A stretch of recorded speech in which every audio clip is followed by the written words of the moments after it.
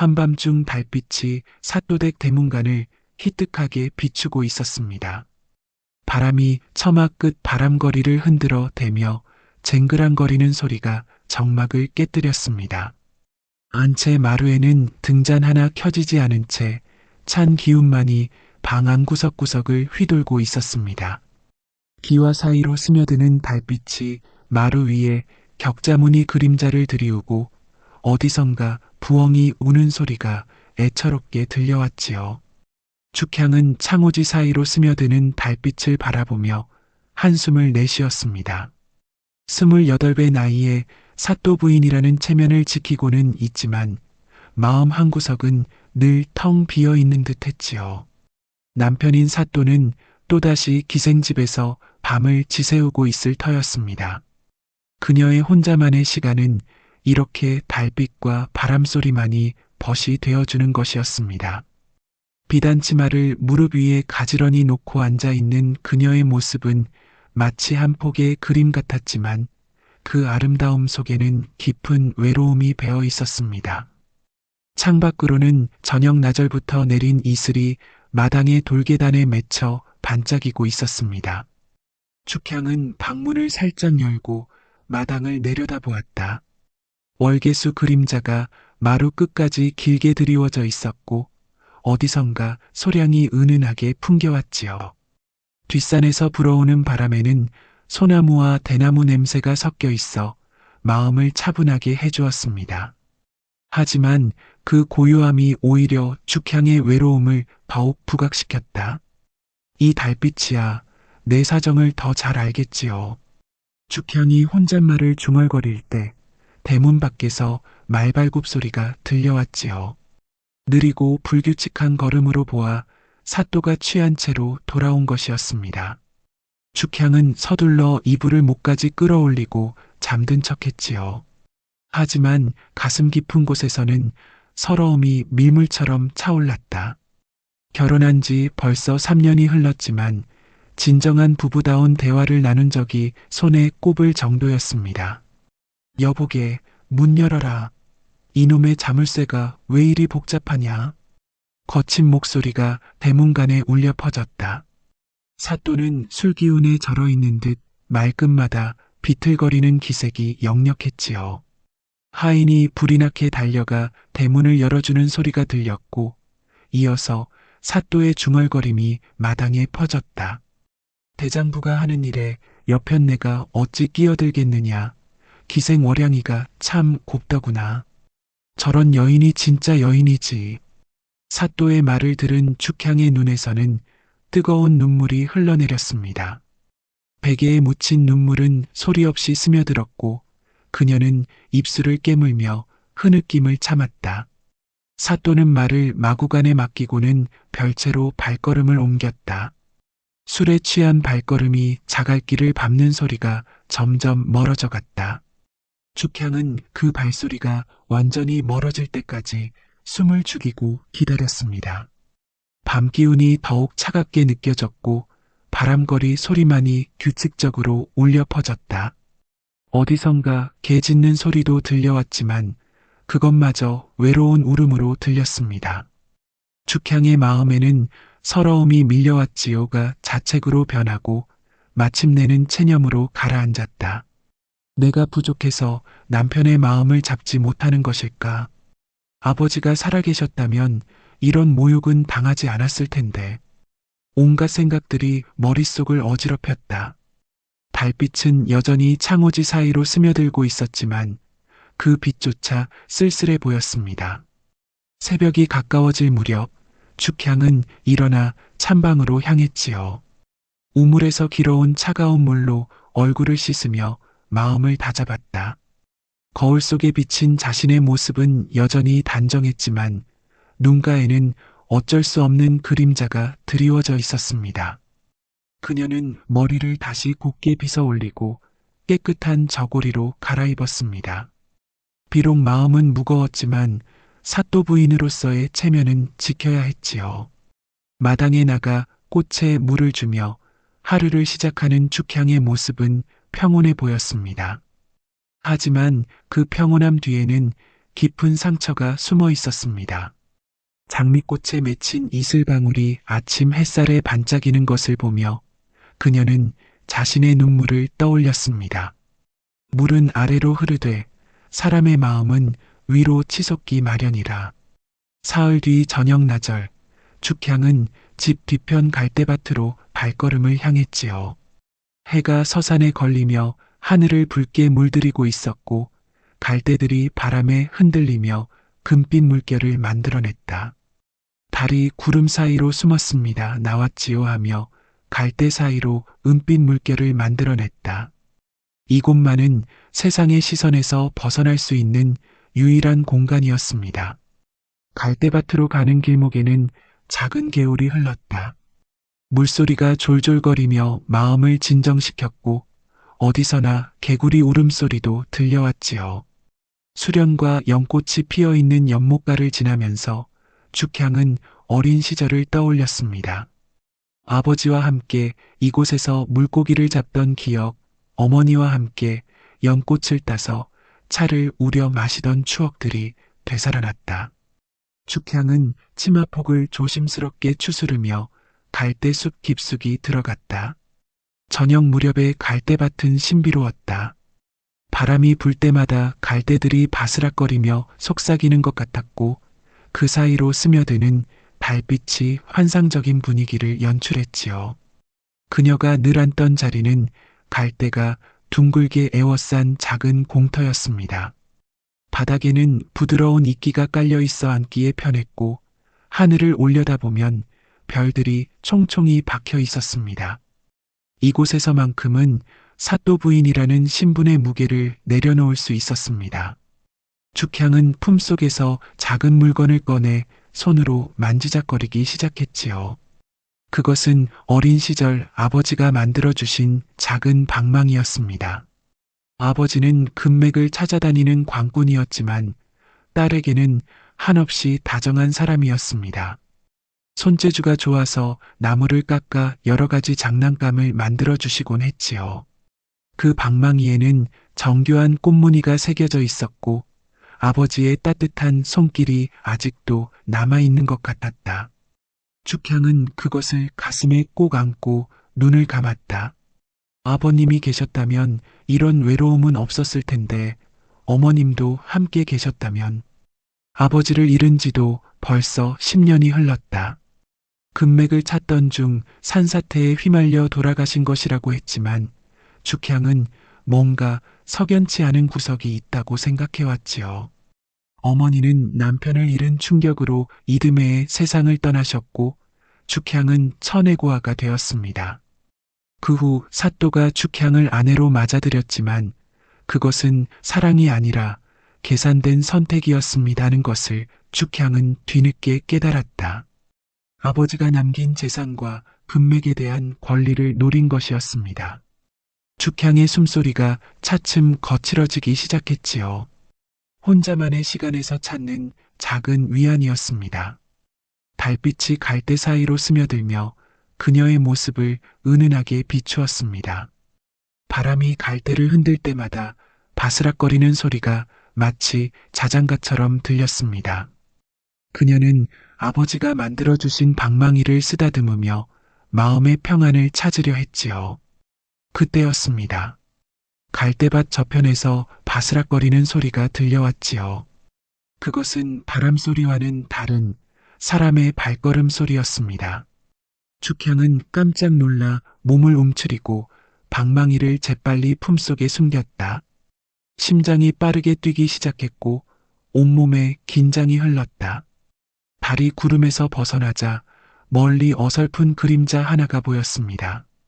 누구요? 거기 누가 있나요? 죽향의 목소리가 떨렸습니다.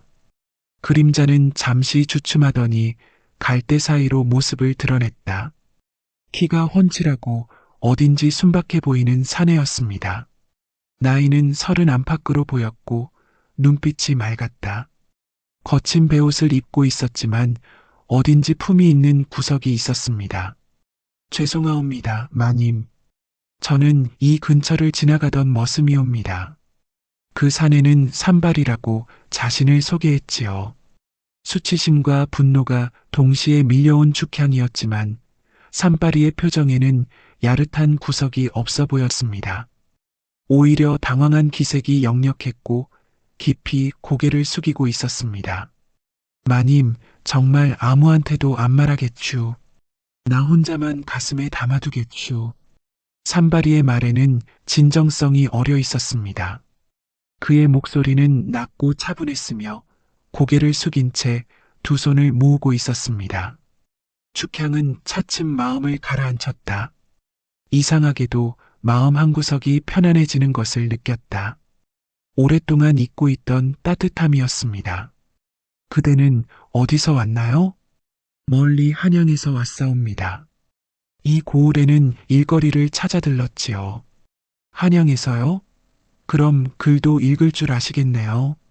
소인은 서당에서 글을 배웠사옵니다. 갈대가 바람에 흔들리며 둘 사이의 어색함을 부드럽게 감쌌다. 축향은 산바리의 눈빛에서 따뜻함을 느꼈다. 그것은 오랫동안 잊고 있던 감정이었습니다. 마치 아버지의 눈빛처럼 다정하고 진실한 무언가가 있었습니다. 이 고을은 일거리가 많지 않을 텐데요. 대부분 농사일 뿐이고 품삯도 넉넉하지 않아요. 그래도 성실히 일하면 먹고 살 길은 있겠지요. 소인은 무엇이든 할 수 있사옵니다. 두 사람 사이에는 묘한 정적이 흘렀다. 달빛이 갈대 사이로 스며들어 은빛 무늬를 만들어냈고 멀리서 물소리가 졸졸 흘러왔지요. 축향은 산바리의 존재가 전혀 위협적이지 않다는 것을 깨달았다. 오히려 그의 모습에서 묘한 안정감을 느꼈다. 저 혹시 이 근처에서 일자리를 구하고 계신다면? 축향이 조심스럽게 말을 꺼냈다. 그녀 자신도 왜 이런 제안을 하는지 확실하지 않았지만 마음 깊은 곳에서 이 사람과 더 가까이 있고 싶다는 욕구가 일었습니다. 우리 집에서 머슴을 구하고 있어요. 물론 사또 나리의 허락을 받아야 하겠지만 산바리의 눈에 희망의 빛이 스쳤다. 하지만 그는 조심스러워했지요. 소인 같은 떠돌이를 받아주신다면 감사하겠사옵니다. 하지만 마님께 누가 될까 걱정입니다. 걱정 마세요. 제가 사또에게 말씀드릴게요. 두 사람은 더 이상 말하지 않았다. 하지만 서로의 마음에는 새로운 감정의 씨앗이 뿌려진 것 같았다. 달이 구름 뒤로 숨어들자 갈대밭은 다시 어둠에 잠겼고 축향은 조용히 집으로 돌아갔다. 하늘이 내린 인연은 바람결에도 스며든다 하였으니 사흘 후 이른 아침 축향은 결심을 내렸습니다. 사또에게 산바리를 머슴으로 들이자고 제안한 것이었습니다. 사또는 별채에서 숙취로 얼굴이 부어올라 있었지만 축향의 말에 대충 고개를 끄덕였습니다. 알아서 하거라. 나는 바쁜 몸이니. 사또는 관아일과 금고 관리로 늘 바빴다. 특히 요즘에는 어떤 중요한 일로 한양과 편지를 주고받고 있는 듯 했지요. 밤마다 별채에서 촛불을 켜놓고 무언가를 적고 있었고 가끔 수상한 손님들이 찾아오기도 했지요. 축향이 머슴 하나 드리는 것쯤은 사소한 일이었습니다. 그자가 믿을 만한 자냐? 네, 한양에서 온 사람으로 글도 읽을 줄 압니다. 글을 읽는다고? 그럼 장부 정리 같은 일도 맡길 수 있겠군. 사또의 눈에 관심의 빛이 스쳤다. 최근 금고 관리와 각종 장부 정리가 복잡해져서 믿을 만한 사람이 필요했던 것이다. 이렇게 해서 산바리는 사또댁의 머슴이 되었습니다. 그의 첫 일은 우물가에서 설거지를 돕는 것이었습니다. 축향과 산바리는 우물 둘레에 앉아 그릇을 닦으며 조심스럽게 말을 주고받았다. 물이 참 맑군요. 우리 집 우물은 깊이가 10길이 넘는답니다. 아버님이 직접 하신 것이지요. 어르신께서 직접 우물을 파셨다니 대단하신 분이셨나 보네요. 축향의 손이 찬 우물물에 닿을 때마다 소스라치듯 떨렸습니다. 산바리는 그런 그녀의 모습을 지켜보며 조심스럽게 도왔지요.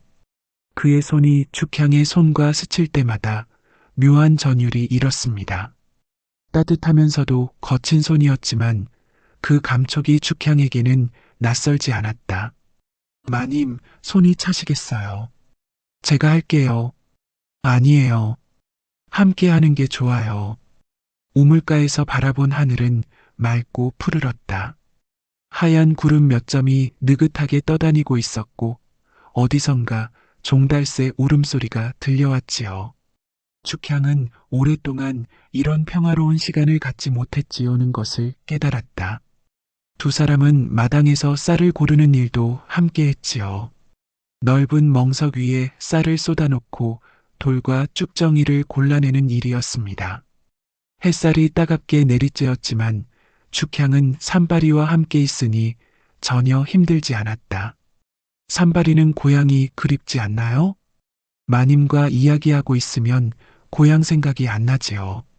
산발이의 말에 축향의 볼이 살짝 붉어졌다. 그녀는 서둘러 고개를 숙이고 쌀알 고르기에 집중했지요. 하지만 마음속에서는 오랫동안 잊고 있던 설렘이 꿈틀거리고 있었습니다. 한영은 어떤 곳인가요? 저는 태어나서 이 고을 밖으로 나가본 적이 없어요. 크고 번화한 곳이지요. 하지만 사람들이 너무 많아서 오히려 외로울 때가 많습니다. 이곳처럼 조용하고 평화로운 곳이 더 좋은 것 같아요.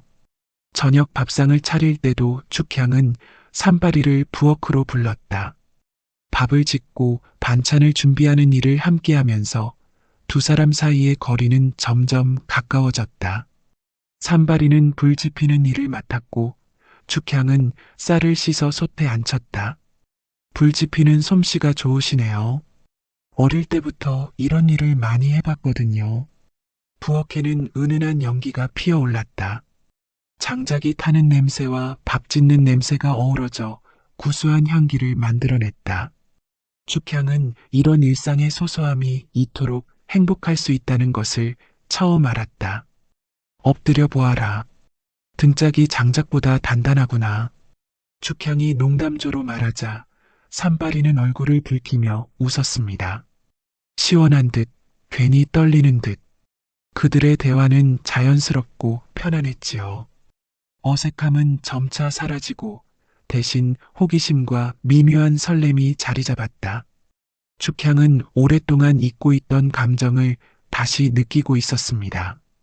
밤이 되어 산발이가 행랑채로 들어간 후에도 축향은 오랫동안 잠들지 못했지요. 창문 너머로 들려오는 벌레 소리와 바람 소리가 마치 자장가처럼 들렸습니다. 그녀는 산발이의 따뜻한 목소리와 진실한 눈빛을 떠올리며 미소를 지었습니다. 며칠이 지나면서 산발이는 집안일에 완전히 적응했지요. 그는 부지런하고 성실했으며 무엇보다 축향을 따뜻하게 대해주었습니다. 사또는 산발이의 일처리 능력에 만족했고 점점 더 많은 일을 맡기기 시작했지요. 가까이 있어도 멀고 멀리 있어도 가까운 것이 사람의 마음이라. 며칠 뒤 점심때가 되었을 때 축향은 특별한 제안을 했지요. 밭일을 하고 있는 산발이에게 도시락을 싸서 나가자는 것이었습니다. 산발이는 뒷산 밭에서 무와 배추를 정리하고 있었는데 햇살이 따가워 보였습니다. 그의 이마에는 땀방울이 송골송골 맺혀 있었고 저고리가 땀에 젖어 있었습니다. 점심을 밭에서 드시는 게 어떨까요? 마님이 직접 나오시면 어찌하겠습니까? 괜찮아요. 바람도 시원하고 혼자 집에 있는 것보다 낫겠어요. 축향은 정성껏 도시락을 쌌다. 흰 쌀밥에 나물 몇 가지, 그리고 직접 담근 김치를 작은 오지 그릇에 담았다. 계란찜도 만들고 멸치볶음과 콩나물 무침도 준비했지요. 보자기에 곱게 싸서 나무 그늘이 있는 밭머리로 향했지요. 밭으로 가는 길에는 코스모스와 들국화가 피어 있었습니다. 가을 햇살이 따스하게 내리쬐는 가운데 축향의 발걸음은 가벼웠다. 오랫동안 이런 설렘을 느껴보지 못했던 것이다. 느티나무 그늘 아래는 시원했지요. 수백 년은 좋게 된 듯한 큰 나무가 넓은 그늘을 만들어주고 있었고 그 아래에는 부드러운 풀이 깔려 있었습니다. 죽향은 보자기를 펼치고 도시락을 꺼내 놓았다. 산발이는 흙투성이인 손을 우물에서 깨끗이 씻고 와서 죽향 맞은편에 앉았다. 이렇게 함께 먹으니 밥맛이 다르네요. 그래요? 늘 혼자 먹던 밥이라 재미가 없었는데. 두 사람은 나란히 앉아 도시락을 나누어 먹었습니다. 새들이 지저귀는 소리와 바람이 나뭇잎을 흔드는 소리가 평화로웠다. 죽향은 오랫동안 이런 마음 편한 시간을 갖지 못했지요는 것을 깨달았다. 산발이가 맛있게 먹는 모습을 보니 절로 미소가 지어졌다. 마님이 직접 만드신 음식은 정말 맛있습니다. 과찬이에요. 그냥 평범한 시골 음식일 뿐인데. 아닙니다. 마음이 들어간 음식은 다른 법이지요. 산발이의 말에 죽향의 가슴이 따뜻해졌다. 사또는 한 번도 자신이 만든 음식을 제대로 칭찬해 준 적이 없었습니다. 항상 기생집 음식이 더 맛있다며 불만을 표했을 뿐이었습니다. 산발이는 결혼은 안 했나요? 죽향이 조심스럽게 물었습니다. 산발이는 잠시 머뭇거리더니 고개를 저었습니다. 아직 수총각이옵니다. 그 말에 죽향은 웃음을 터뜨렸습니다. 산발이의 진솔한 대답이 귀여웠던 것이다. 하지만 웃음 속에는 묘한 안도감도 섞여 있었습니다. 그럼 자네도 외로운 사람이구나. 마님도 외로우신가요? 산발이의 질문에 죽향의 표정이 순간 진지해졌다. 그녀는 한참 동안 저 멀리 산을 바라보더니 조용히 입을 열었습니다. 사람 손길이 그리웠다오. 그 말에는 깊은 외로움이 배어 있었습니다. 산발이는 죽향의 눈가에 맺힌 이슬을 보았다. 그것이 눈물인지 이슬인지 구분이 안 될 정도로 작았지만 분명히 슬픔의 흔적이었습니다. 사또 나리께서 알면 그분은 이 집을 집으로 여기지 않소. 죽향의 목소리에는 깊은 절망이 깔려 있었습니다. 그녀는 마침내 마음속에 쌓여있던 이야기를 털어놓기 시작했지요. 결혼한 지 3년이 됐지만 단 한 번도 진정한 부부로 지낸 적이 없어요. 그분은 늘 기생집에서 시간을 보내시고 집에 와서도 술에 취해 잠드시는 게 전부예요. 산발이는 조심스럽게 손을 뻗어 죽향의 손등을 살짝 만졌다. 그 순간 죽향의 온몸에 전율이 일었습니다. 오랫동안 잊고 있던 감각이었습니다. 마님, 두 사람의 시선이 마주쳤다. 죽향의 눈에는 오랫동안 억눌러왔던 갈망이 드러나 있었고 산발이의 눈에는 진실한 연민이 담겨 있었습니다. 바람이 불어와 죽향의 치마폭을 살짝 들쳐 올렸고 그녀는 서둘러 옷깃을 여몄다. 이러면 안 되는데. 죽향이 중얼거렸지만 산발이의 따뜻한 손길은 계속 그녀의 손을 감싸고 있었습니다. 그의 손은 거칠었지만 따뜻했고 그 온기가 죽향의 마음까지 녹이는 것 같았다. 마님은 충분히 행복할 자격이 있으신 분입니다. 그런가요?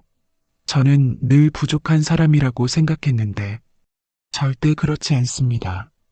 마님은 너무나 아름답고 선량한 분이에요. 산발이의 진심 어린 말에 죽향의 눈에서 눈물이 흘러내렸습니다. 그것은 슬픔의 눈물이 아니라 감동의 눈물이었습니다. 오랫동안 들어보지 못했던 따뜻한 말이었습니다. 두 사람은 말없이 서로를 바라보며 새로운 감정의 싹이 트는 것을 느꼈다.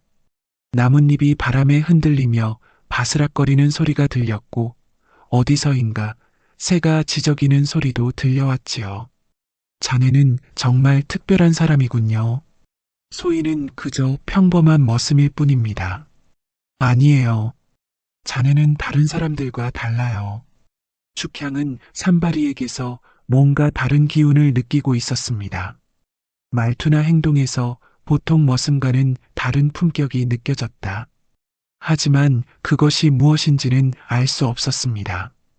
해가 서산으로 기울어가자 두 사람은 자리를 정리했지요. 돌아가는 길에 축향은 산바리와 나란히 걸으며 마음이 한없이 가벼워지는 것을 느꼈다. 내일도 함께 점심을 먹을 수 있을까요? 마님이 괜찮으시다면 언제든지요. 그날 밤 축향은 오랫동안 잠들지 못했지요. 산바리의 따뜻한 손길과 진실한 눈빛이 계속 떠올랐다. 그리고 마음 깊은 곳에서는 새로운 희망이 피어오르고 있었습니다. 마음이 열리면 하늘도 함께 열린다 하였거늘. 그로부터 일주일 후 우연한 기회에 축향은 산바리에게 집안의 비밀을 털어놓게 되었습니다. 안채 뒤편 창고를 정리하던 중 낡은 문서 꾸러미를 발견한 것이 계기였습니다. 이게 뭐지요? 산바리가 먼지 쌓인 상자에서 꺼낸 문서 묶음을 보며 물었습니다. 축향은 그것을 보자마자 얼굴이 창백해졌다. 그 문서는 아버지의 필체로 쓰여진 것이었습니다. 아버지의 수결이에요. 손이 떨리는 축향을 보며 산바리는 조심스럽게 문서를 펼쳐보았다. 그것은 금맥 채굴권에 관한 것이었습니다. 축향의 아버지가 이 지역에서 발견한 금맥의 소유권을 증명하는 문서였습니다. 그런데 그 옆에는 사또의 인장이 찍힌 다른 문서도 있었습니다. 이건 양도 계약서인데요. 산바리가 문서를 자세히 살펴보더니 놀란 표정을 지었습니다. 문서에 따르면 축향의 아버지가 빚을 지고 금맥을 사또에게 넘겼다는 내용이었습니다. 하지만 필체를 보니 뭔가 이상했지요. 이 문서가 증거요. 내 기댈 때는 이제 자네뿐. 축향의 목소리가 떨렸습니다. 그녀는 산바리에게 진실을 털어놓기 시작했지요. 아버지는 이 일대에서 금맥을 발견하셨어요. 하지만 그 사실을 알게 된 사또가 온갖 수단을 동원해서 아버지를 궁지로 몰아넣었죠. 축향의 설명에 따르면 사또는 먼저 허위 빈문서를 만들어 아버지를 압박했지요. 그리고 그 빚을 갚지 못하면 금맥을 포기하라고 협박했지요는 것이었습니다. 아버지는 끝까지 저항하셨어요. 하지만 어느 날 갑자기 산사태에 휘말려 돌아가셨다고 했죠. 하지만 저는 그것이 우연이 아니라고 생각해요. 문서를 자세히 살펴보니 아버지가 죽은 후 사또가 교묘한 방법으로 금맥을 가로챈 흔적이 역력했지요. 위조된 빈문서와 강제 매매 계약서가 그것이었습니다. 사또가 금을 캐내어 어디로 보내는지 아시나요? 산바리의 질문에 축향은 고개를 저었습니다. 하지만 최근 사또가 한양의 어떤 세력과 편지를 주고받는 것은 목격했지요고 했지요. 밤마다 별채에서 누군가와 만나더군요. 목소리가 낮아서 잘 들리지 않았지만 금 이야기를 하는 것 같았어요. 그리고 대군이라는 말도 들렸고요. 산바리의 눈빛이 순간 날카로워졌다. 대군이라는 말은 심상치 않았다. 그것은 왕족을 가리키는 말이었고 금계와 연결되면 영모의 냄새가 짙게 풍겼다. 하지만 축향은 그것을 눈치채지 못했지요. 마님, 이 문서는 아주 중요한 증거입니다. 잘 보관하셔야 해요. 자네는 글을 읽을 줄 아는구나. 보통 머슴과는 다르네요. 고향에서 서당을 다녔습니다. 그래서 이런 문서 정도는 읽을 수 있어요. 산바리의 거짓말은 자연스러웠다. 사실 그는 한양에서 온 암행어사였고 이런 문서들을 분석하는데 능숙했지요. 하지만 아직 정체를 드러낼 때가 아니었습니다. 마님, 혹시 사또가 금을 어디에 보관하는지 아시나요? 별채에 금고가 있어요. 늘 자물쇠를 채워놓고 아무도 들어가지 못하게 해요. 축향은 산바리가 자신의 편이 되어주는 것만으로도 고마웠다. 오랫동안 혼자 감당해왔던 비밀을 나눌 수 있는 사람이 생긴 것이었습니다. 때가 무르익는구만. 산바리가 속으로 중얼거렸지만 축향은 듣지 못했지요. 그는 이미 머릿속으로 작전을 짜고 있었습니다. 사또의 금괴 밀반출 현장을 포착하고 배후 세력을 색출하는 것이 목표였습니다. 두 사람은 문서를 다시 상자에 넣고 창고 깊숙한 곳에 숨겨두었습니다. 하지만 이 일을 계기로 둘 사이의 관계는 더욱 깊어졌다. 축향은 산발이를 완전히 신뢰하게 되었고 산발이는 축향을 보호해야겠다는 마음을 굳혔다. 그날 밤 축향은 오랫동안 잠들지 못했지요. 아버지의 억울한 죽음과 사또의 배신, 그리고 산발이에 대한 복잡한 감정이 뒤엉켜 있었습니다. 하지만 더 이상 혼자가 아니라는 사실이 마음의 위안이 되었습니다. 한편 산발이도 행랑채에서 밤늦도록 생각에 잠겨 있었습니다. 그는 품속에서 작은 인장을 꺼내 달빛에 비춰보았다. 그것은 암행어사의 마패였습니다. 이제 모든 준비가 끝나가고 있었습니다. 진실은 땅속 깊이 묻어도 언젠가는 드러나는 법이라. 보름달이 밝은 어느 날 밤 사또는 교묘한 함정을 준비했지요. 산발이의 존재가 자신에게 위험할 수도 있다는 판단을 한 것이었습니다. 최근 들어 축향과 산발이가 자주 함께 있는 모습을 목격했고 혹시 자신의 비밀이 새어나갈까 우려했던 것이다. 사또는 별채 금고에서 금괴 몇 개를 빼내어 다른 곳에 숨겨두었습니다. 그리고 이튿날 아침 일부러 큰 소리로 난리를 쳤다. 도둑이야. 금고에서 금괴가 사라졌다. 사또의 외침에 집안이 발칵 뒤집혔다. 하인들이 모두 모여들었고 축향도 급히 달려왔지요. 사또는 눈을 부라리며 산발이를 노려보았다. 내 놈, 어젯밤 어디 있었느냐? 행랑채에서 잠을 잤습니다. 증인이 있느냐? 산발이는 대답할 수 없었습니다. 행랑채는 혼자 쓰는 공간이었고 밤중에 누가 지켜본 사람도 없었습니다. 그동안 내 놈이 수상하더니 결국 본색을 드러내는구나. 사또는 기다렸습니다는 듯이 형방을 불렀다. 형방은 곧바로 포승줄을 가져와 산발이의 손을 뒤로 묶었습니다. 산발이는 저항하지 않았다. 지금 저항하면 오히려 일이 복잡해질 것이라는 판단이었습니다. 내 놈, 금은어씨를 알겠느냐? 사또의 목소리에는 위협이 담겨 있었습니다. 하지만 산발이는 침착했지요. 진실은 물 위에 뜨는 법이지요. 그 말에 사또는 더욱 화가 났다. 감히 자신 앞에서 당당하게 대들다니. 사또는 산발이를 당장 관하로 끌고 가라고 명령했지요. 자네는 죄가 없어요. 축향이 달려가려 했지만 사또가 매서운 눈빛으로 제지했지요. 여편네는 들어가 있거라. 이런 일에 끼어들 일이 아니다. 하지만 산발이는 그런 일을 할 사람이 아니에요. 내가 무엇을 안다고 그런 말을 하느냐? 혹시 내 놈과 무슨 관계라도 있는 것 아니냐? 사또의 의심스러운 눈빛에 축향은 할 말을 잃었습니다. 산발이는 끌려가면서도 축향을 돌아보며 눈짓을 보냈다. 걱정하지 말라는 뜻이었습니다. 하지만 축향의 눈에서는 눈물이 흘러내렸습니다. 관아에 끌려간 산발이는 의자에 묶인 채 신문을 받았다. 하지만 그는 끝까지 자신의 무죄를 주장했지요. 형방이 동아줄을 당겨도 몽둥이를 들어도 그의 의지는 꺾이지 않았다. 어서 자백하지 못하겠느냐? 없는 죄를 어찌 자백하겠습니까? 산발이의 태도는 보통 머슴과는 달랐다.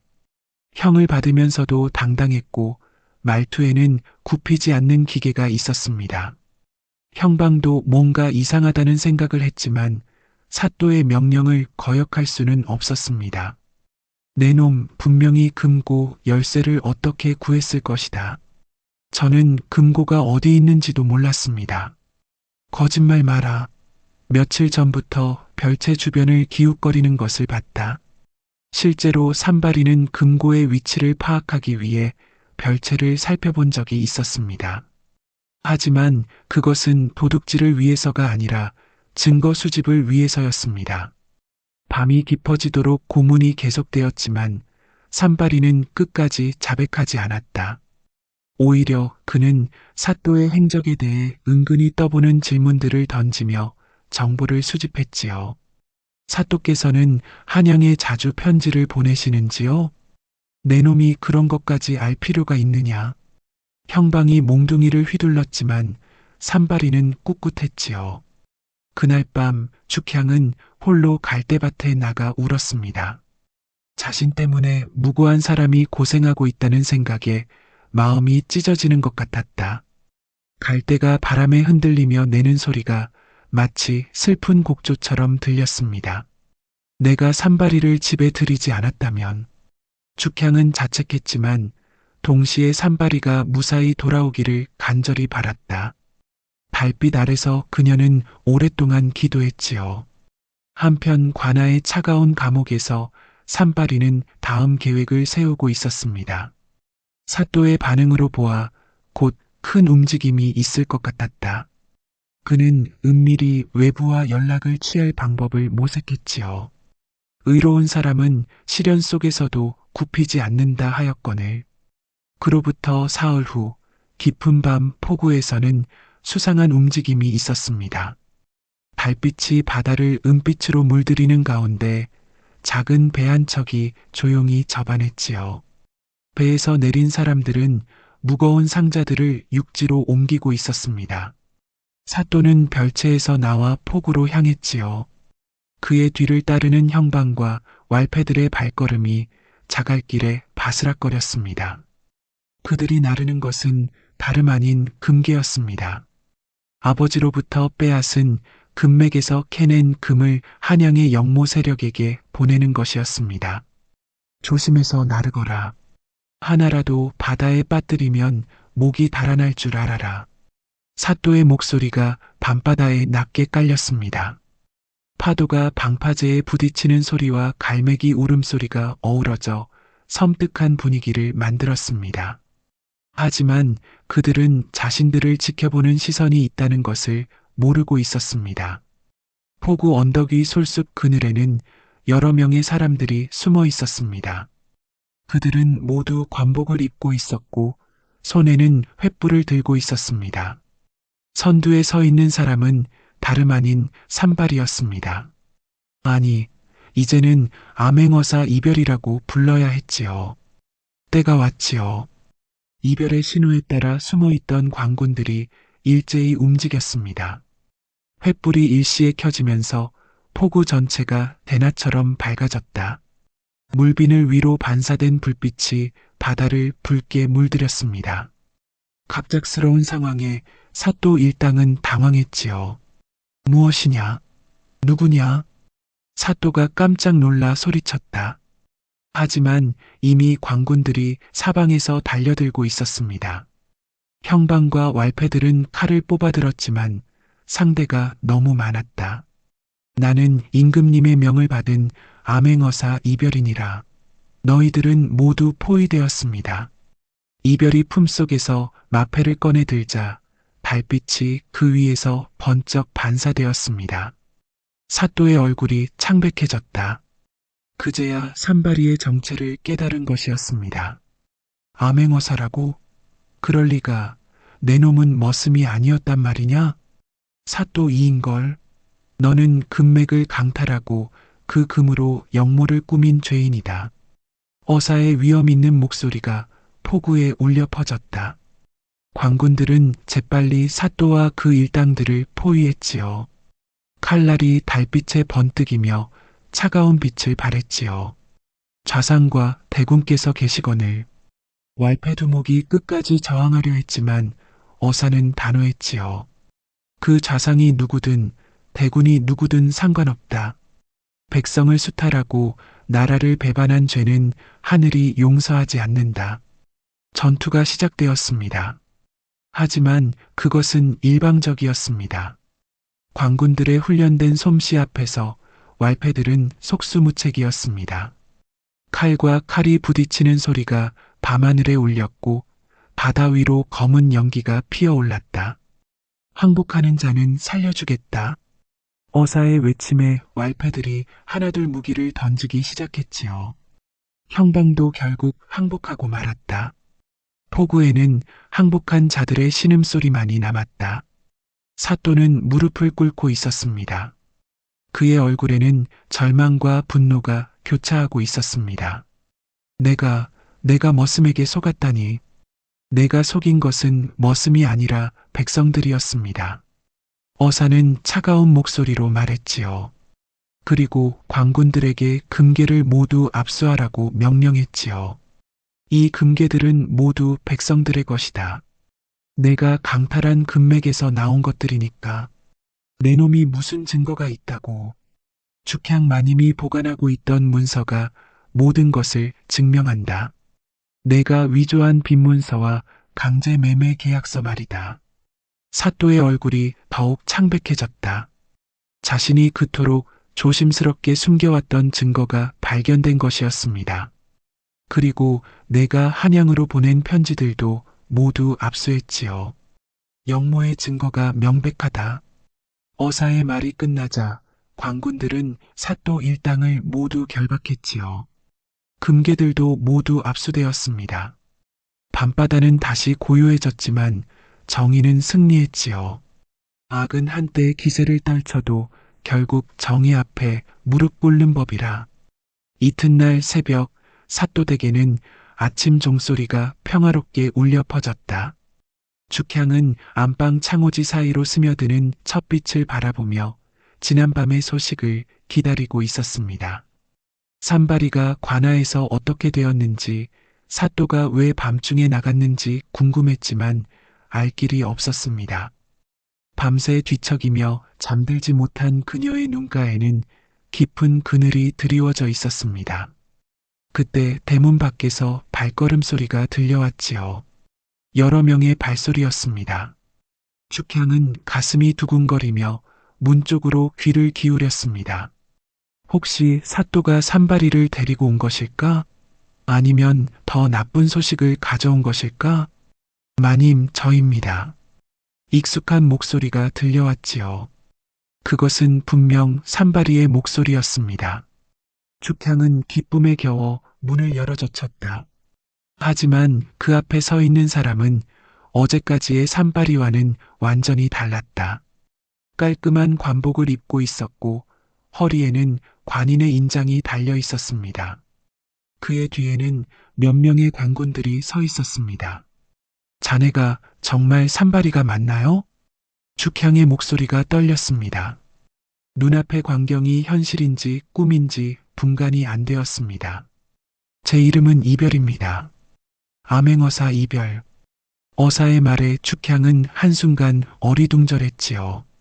하지만 그의 눈빛은 여전히 따뜻했고 자신을 바라보는 시선에는 진실한 애정이 담겨 있었습니다. 그럼 지금까지의 모든 것이 마님을 속인 것은 죄송합니다. 하지만 마님께 드린 마음만은 진실이었습니다. 어사는 조심스럽게 축향에게 다가갔다. 축향의 눈에서는 눈물이 흘러내렸습니다. 기쁨과 당황, 안도와 서운함이 뒤섞인 복잡한 감정이었습니다. 사또는 어떻게 되었나요? 모든 죄가 밝혀졌습니다. 금맥 강탈과 영모 혐의로 한양으로 압송될 것입니다. 어사는 축향에게 자세한 상황을 설명했지요. 사또가 축향의 아버지를 죽이고 금맥을 강탈한 일, 그 금으로 영모 세력에게 자금을 대던 일, 모든 것이 밝혀졌다는 것이었습니다. 아버지의 문서가 결정적인 증거가 되었습니다. 그 문서 덕분에 사또의 모든 죄상이 드러났고 빼앗긴 금맥도 되찾을 수 있게 되었어요. 정말 아버지의 원수를 갚은 건가요? 그렇습니다. 이제 아버님도 편히 쉬실 수 있을 것입니다. 축향은 무너지듯 주저앉으며 울음을 터뜨렸습니다. 그것은 슬픔의 눈물이 아니라 해방의 눈물이었습니다. 오랫동안 가슴에 맺혀있던 한이 드디어 풀린 것이었습니다. 마님 덕분에 이 고을 백성들이 숨쉬게 되었소. 저는 아무것도 한 일이 없는데요. 아닙니다. 마님이 용기를 내어 진실을 보여주지 않았다면 이런 일은 불가능했을 것입니다. 어사는 죽향의 손을 조심스럽게 잡았다. 그의 손은 여전히 따뜻했고 그 온기가 죽향에게 새로운 희망을 주었습니다. 정말 끝난 건가요? 네, 이제 모든 것이 끝났습니다. 죽향의 목소리가 떨렸습니다. 오랫동안 짓눌려왔던 억압에서 해방되었습니다는 실감이 나지 않았다. 어사는 조심스럽게 죽향을 일으켜 세웠다. 이제야 집이 집 같아지겠지요. 두 사람은 안방으로 들어갔다. 방 구석에는 죽향이 어린 시절부터 간직해온 방망이가 접혀서 놓여 있었습니다. 그것은 이제 더 이상 필요하지 않은 과거의 유물이 되었습니다. 새벽 햇살이 창호지를 통해 부드럽게 스며들었습니다. 어사와 죽향은 서로 마주 앉아 앞으로의 일을 이야기했지요. 어사는 임무를 마친 후에도 이곳에 머무르며 죽향과 함께 하고 싶다고 했지요. 저는 이제 어떻게 살아야 할까요? 마님께서 원하신다면 저와 함께 새로운 삶을 시작하시면 됩니다. 하지만 저는 이미 한 번 결혼했던 몸이에요. 그런 것은 중요하지 않습니다. 진정한 사랑에는 과거가 장벽이 될 수 없어요. 어사의 진심 어린 청혼의 죽향은 한동안 말을 잇지 못했지요. 그녀의 마음속에는 기쁨과 불안이 동시에 일고 있었습니다. 저와 함께 새로운 시작을 하시겠습니까? 오랜 침묵 끝에 죽향은 고개를 끄덕였습니다. 그녀의 얼굴에는 오랫동안 잃어버렸던 평온한 미소가 피어났다. 네, 함께 하겠어요. 두 사람은 조용히 손을 포개고 서로의 온기를 느꼈다. 창밖에서는 새들이 지저귀며 새로운 하루를 알리고 있었습니다. 마당에는 어제까지 없던 평화로움이 흐르고 있었습니다. 앞으로는 어떤 일을 하실 건가요? 관직은 그만두고 이곳에서 평범하게 살고 싶습니다. 마님과 함께 금맥을 다시 운영해서 고을 사람들을 도우며 살아가고 싶어요. 정말 좋은 생각이에요. 아버지도 그것을 원하셨을 거예요. 두 사람은 창밖을 바라보며 미래에 대한 꿈을 그려보았다. 햇살이 점점 더 밝아지고 있었고 새로운 하루가 시작되고 있었습니다. 고마워요. 정말 고마워요. 죽향이 작은 목소리로 말했지요. 어사는 그녀의 이마에 부드럽게 입맞춤을 했지요. 제가 더 고맙습니다. 마님 덕분에 의로운 일을 할 수 있었어요. 방 안에는 따뜻한 정적이 흘렀다. 오랫동안 차가웠던 죽향의 마음에 다시 온기가 돌기 시작했지요. 진실한 사랑은 시련을 겪고 난 후에 더욱 깊어지는 법이라. 그로부터 한 달 후, 사또댁은 완전히 다른 모습이 되었습니다. 어사 이별은 관직을 그만두고 죽향과 혼인하여 이곳에 정착했지요. 빼앗겼던 금맥은 다시 죽향의 소유가 되었고 그 수익으로 고을의 가난한 백성들을 도왔지요. 새로운 부부가 된 두 사람은 금맥 운영을 공정하게 했지요. 백성들에게 일자리를 제공하고 수익의 일부는 고을의 서당과 의료시설을 위해 사용했지요. 이별의 행정 경험과 죽향의 인덕이 합쳐져 고을은 점점 더 살기 좋은 곳이 되어갔다. 마당에는 새로운 채소들이 자라고 있었고 마루에는 죽향이 정성스럽게 말린 배보자기가 널려 있었습니다. 우물가에서는 두 사람이 함께 웃으며 일하는 모습이 자주 목격되었습니다. 예전에 냉랭했던 분위기는 완전히 사라지고 집 전체에 활기가 넘쳤다. 이별은 더 이상 거짓 신분을 유지할 필요가 없었지만 여전히 검소하게 살았다. 화려한 관복 대신 평상복을 즐겨 입었고 백성들과 격이 없이 어울렸습니다. 죽향 역시 사또 부인이라는 허례허식을 버리고 평범한 아내로서 행복을 찾았다. 어느 저녁 느티나무 그늘 아래에서 두 사람은 차를 마시며 하루를 정리했지요. 석양이 서산으로 넘어가고 어디선가 저녁 종소리가 들려왔지요. 갈대밭에서는 바람이 불어와 갈대들을 흔들어댔다. 행복한가요? 이별이 물었습니다. 죽향은 그의 손을 꼭 잡으며 대답했지요. 네, 정말 행복해요. 이렇게 평범한 일상이 이토록 소중한 줄 몰랐어요. 저도 마찬가지입니다. 벼슬살이 할 때보다 지금이 훨씬 보람 있어요. 마당 한 구석에서는 갈대가 바람에 살랑거렸고 그 소리는 더 이상 외로움이 아닌 평화의 상징이 되었습니다. 달빛이 두 사람을 은은하게 비추는 가운데 진실과 사랑이 승리한 이야기는 그렇게 아름답게 마무리되었습니다. 며칠 후 고을에서는 새로운 사또가 부임했지요. 하지만 이별과 축향은 관청 일에는 관여하지 않고 오직 백성들의 복리에만 신경 썼다. 그들이 운영하는 금맥에서 나오는 수익은 모두 투명하게 공개되었고 고을 발전을 위해 사용되었습니다. 어린 시절 아버지가 만들어주셨던 방망이는 이제 방 깊숙한 곳에 고이 간직되어 있었습니다. 그것은 슬픈 과거의 상징이 아니라 아버지의 사랑을 기억하는 소중한 유물이 되었습니다.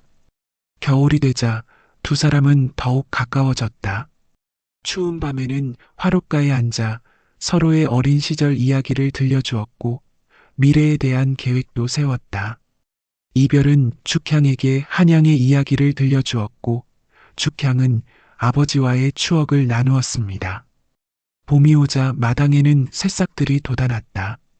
죽향이 직접 심은 꽃들이 하나둘 피어나기 시작했고 집 전체가 생기로 넘쳤다. 이별은 죽향이 꽃에 물을 주는 모습을 바라보며 미소를 지었습니다. 우리도 아이를 가지면 좋겠어요. 어느 날 죽향이 조심스럽게 말했지요. 이별은 그녀를 품에 안으며 대답했지요. 언젠가는 그런 날이 올 거예요. 서두르지 말고 천천히 기다려요. 그들의 사랑은 성급하지 않았다. 오랜 시련을 겪은 만큼 서로를 더욱 소중히 여겼고 작은 일상에서도 감사함을 느꼈다. 고을 사람들은 두 사람을 존경했지요. 권력을 버리고 백성들을 위해 살아가는 모습이 진정한 지도자의 모습이라고 생각했지요. 아이들은 이별을 좋은 어른이라고 불렀고 부녀자들은 죽향을 어진 부인이라고 불렀다. 해가 지고 달이 뜨는 평범한 하루하루가 쌓여가며 두 사람의 사랑도 점점 더 깊어져 갔다. 그들에게는 더 이상 숨길 것도 두려워할 것도 없었습니다. 오직 서로에 대한 사랑과 백성들에 대한 책임감만이 있을 뿐이었습니다.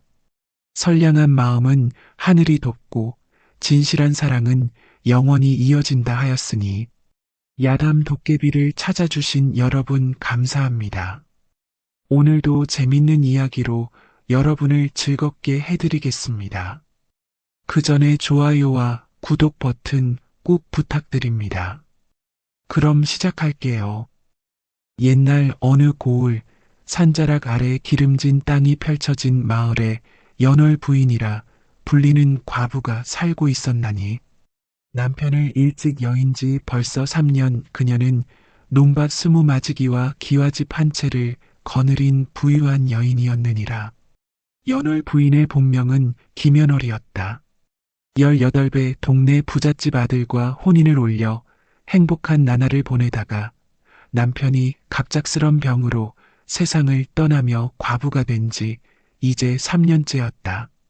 27의 아직 젊은 나이였지만 정숙한 과부로 살아가며 시댁의 제사와 집안 살림을 도맡아 하고 있었다.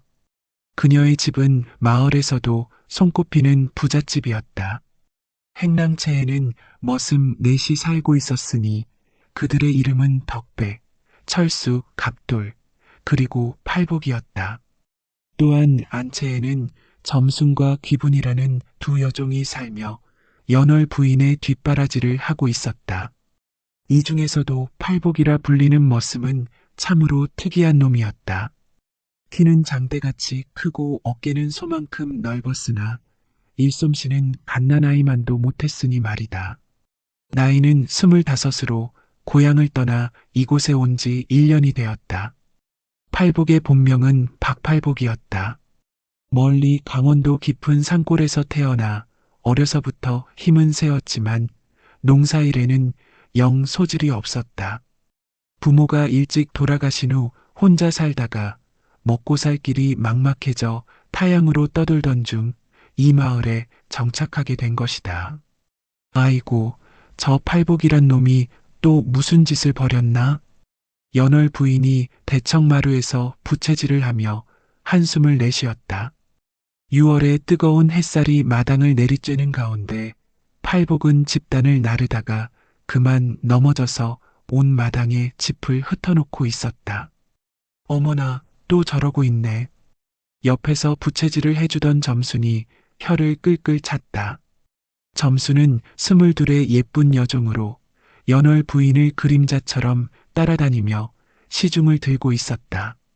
저 사람은 정말 답답해요.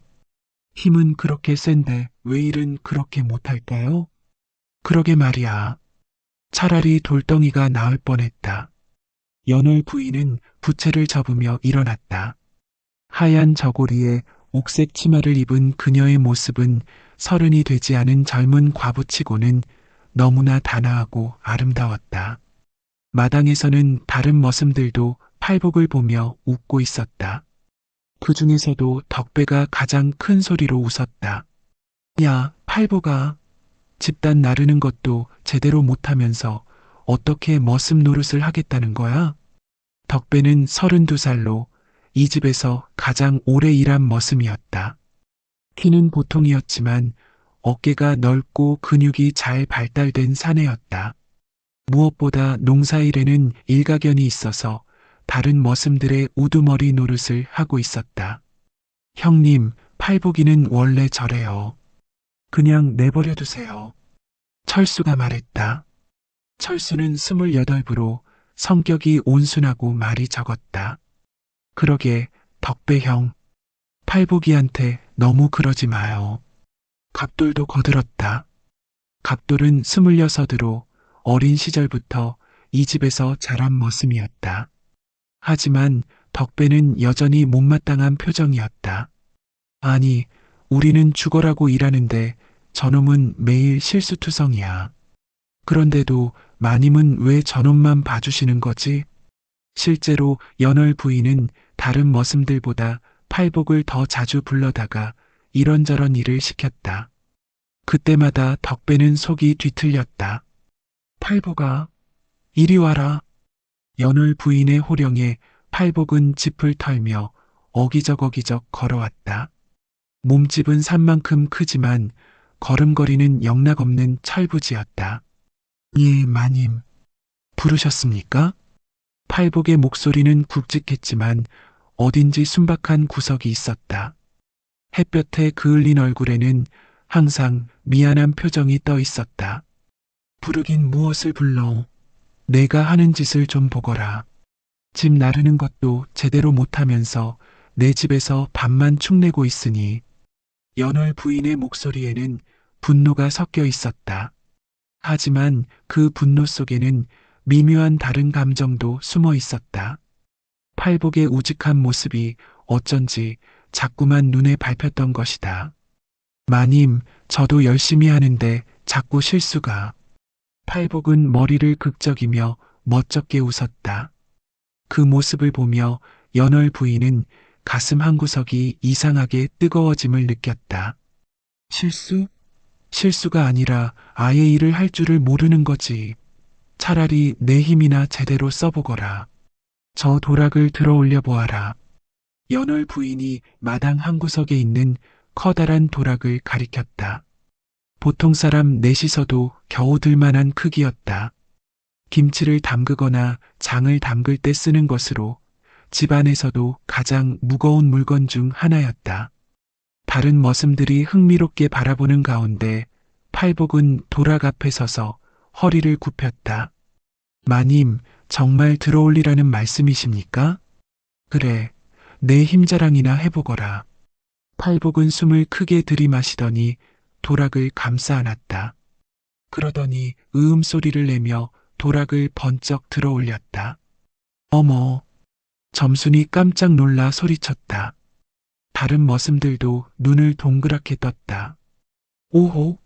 이놈의 힘은 정말 장사로구나. 연월 부인도 놀란 표정을 감추지 못했다. 팔복의 넓은 어깨와 탄탄한 팔뚝이 새삼 눈에 들어왔다. 도락을 들어 올린 채로 서 있는 팔복의 모습은 마치 신화 속 역사와 같았다. 마님, 저는 말입니다. 팔복이 도락을 조심스럽게 내려놓으며 말했다. 밭일은 서툴지 몰라도 밤일은 자신 있습니다. 순간 연월 부인의 얼굴이 홍당무처럼 붉어졌다. 부채질하던 손이 멈췄고 가슴이 두근거렸다. 점순도 놀란 눈으로 팔복을 바라보았다. 이 망할 놈이 무슨 소리를 하는 거냐? 연월 부인이 벌떡 일어났다. 하지만 속으로는 알 수 없는 감정이 일고 있었다. 아, 밤에 도둑이 들면 잡는 일 말입니다. 제가 힘이 세니까 집을 지키는 일에는 자신 있다는 뜻이었습니다. 팔복은 순진한 표정으로 설명했다. 하지만 그 말을 들은 연월 부인의 마음은 이미 다른 곳으로 달려가고 있었다. 채통을 지켜온 과부의 마음 깊은 곳에서 무언가가 꿈틀거렸다. 마당에서 지켜보던 덕배의 얼굴이 일그러졌다. 팔복이 마님의 관심을 끄는 것이 못마땅했다. 저리 가라. 어서. 연월 부인은 부채로 팔복을 쫓아냈다.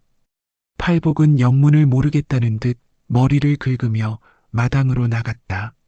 마님, 괜찮으세요? 얼굴이 너무 빨개요. 점순이 걱정스럽게 물었다. 괜찮다. 날이 더워서 그런가 보다. 연월 부인은 부채질을 재빨리 하며 마음을 진정시키려 했다. 하지만 팔복의 말이 자꾸만 머릿속을 맴돌았다. 그날 저녁 식사 시간, 연월 부인은 식욕이 없었다. 팔복의 밤일은 자신 있다는 말이 계속 생각났다. 비록 다른 뜻으로 한 말이라지만 왜 자꾸 다른 의미로 들릴까? 마님, 드시지 않으시면 몸이 상해요. 점순이 걱정스럽게 말했다. 그래, 먹어야지. 연월 부인은 억지로 밥을 떠넘겼다. 하지만 입맛이 돌지 않았다. 한편 행랑채에서는 머슴들이 저녁을 먹고 있었다.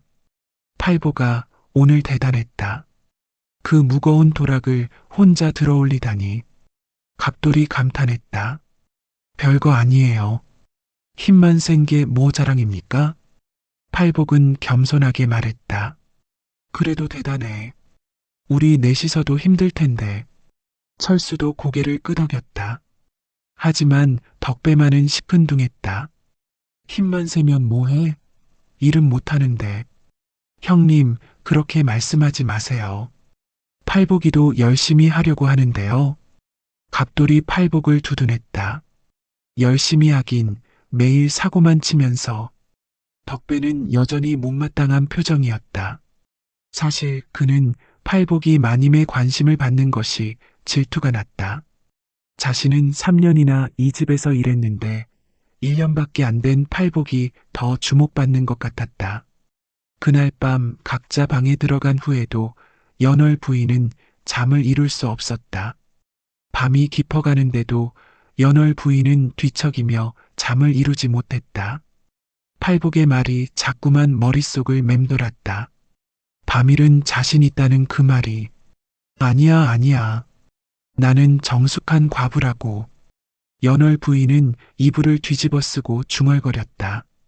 하지만 마음 한구석에서는 다른 목소리가 속삭였다. 3년이나 혼자 살았는데 이제 30도 안 된 나이에 평생 이렇게 살아야 하나?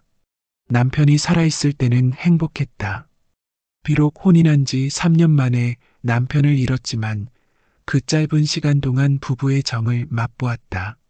하지만 이제는 그런 따뜻함도 사랑도 모두 기억 속에서만 존재했다. 연월 부인은 베개를 끌어안으며 한숨을 쉬었다. 27의 아직 젊은 나이였다. 앞으로 몇십 년을 더 이렇게 혼자 살아야 한다는 생각에 가슴이 답답해졌다. 그때 마당 쪽에서 소리가 들려왔다. 점순의 웃음소리와 함께 팔복의 굵직한 목소리가 섞여 나왔다. 점순아, 오늘도 고생했구나. 오빠, 오늘 마님이 왜 그렇게 화를 내셨을까요? 글쎄, 내가 또 실수를 해서 그런가 보다. 연월 부인은 귀를 쫑긋 세웠다. 팔복과 점순이 대화하는 소리였다. 점순은 팔복을 오빠라고 부르며 따랐다. 나이 차이도 얼마 나지 않고 같은 처지라 그런가 보다 생각했었는데 오빠는 참 착해요. 다른 머슴들은 저를 무시하는데 오빠만은 늘 잘해주시니까요. 뭔 소리야? 너는 여린 계집애니까 챙겨주는 게 당연하지. 그래도 고마워요. 마님도 좋으시지만 가끔 무서울 때가 있거든요. 마님은 좋은 분이야. 나 같은 못난 머슴도 받아주셨잖아. 오빠는 못나지 않아요. 힘도 세고 마음도 착하고. 점순의 목소리가 점점 부드러워졌다. 연월 부인은 가슴이 이상하게 두근거렸다. 점순아, 밤이 늦었다. 들어가서 자자. 조금 더 이야기해요. 낮에는 마님 시중 들르라 바빠서 오빠와 이야기할 시간이 없잖아요. 그래도 들키면 안 되지. 마님은 잠드셨을 거예요. 늘 일찍 주무시거든요. 연월 부인은 창문 틈으로 살짝 내다보았다. 달빛 아래 팔복과 점순이 행랑채 앞에서 나란히 앉아 있었다. 점순이 팔복의 팔에 기대고 있는 모습이 보였다. 저 계집애가 팔복이와 연월 부인의 가슴 속에서 알 수 없는 감정이 치밀어 올랐다. 질투심인지 호기심인지 분간할 수 없었다. 오빠, 고향이 그리워요? 가끔 그래. 하지만 이제 여기가 내 고향 같아. 저도요. 어려서 팔려와서 이 집이 고향이나 다름없어요. 점순아, 너는 나중에 좋은데 시집 가야 해. 시집은 왜요? 저는 여기서 오빠와 함께 있으면 돼요. 점순의 말에 팔복이 웃었다. 그런 소리 하지 마. 너는 예쁘니까 좋은 곳에 가서 행복하게 살아야 해. 오빠와 함께 있는 게 가장 행복해요. 두 사람의 대화가 점점 작아지더니 이윽고 점순의 방에서 이상한 소리들이 들려오기 시작했다. 오빠. 조용히 해, 들린다. 연월 부인의 가슴이 세차게 뛰기 시작했다. 질투심과 외로움, 그리고 알 수 없는 욕망이 뒤섞여 마음을 어지럽혔다. 점순이 저 계집애가 팔복이와 그런 사이였구나.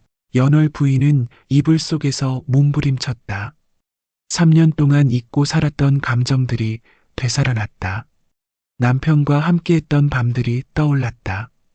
방에서 들려오는 소리는 점점 더 선명해졌다.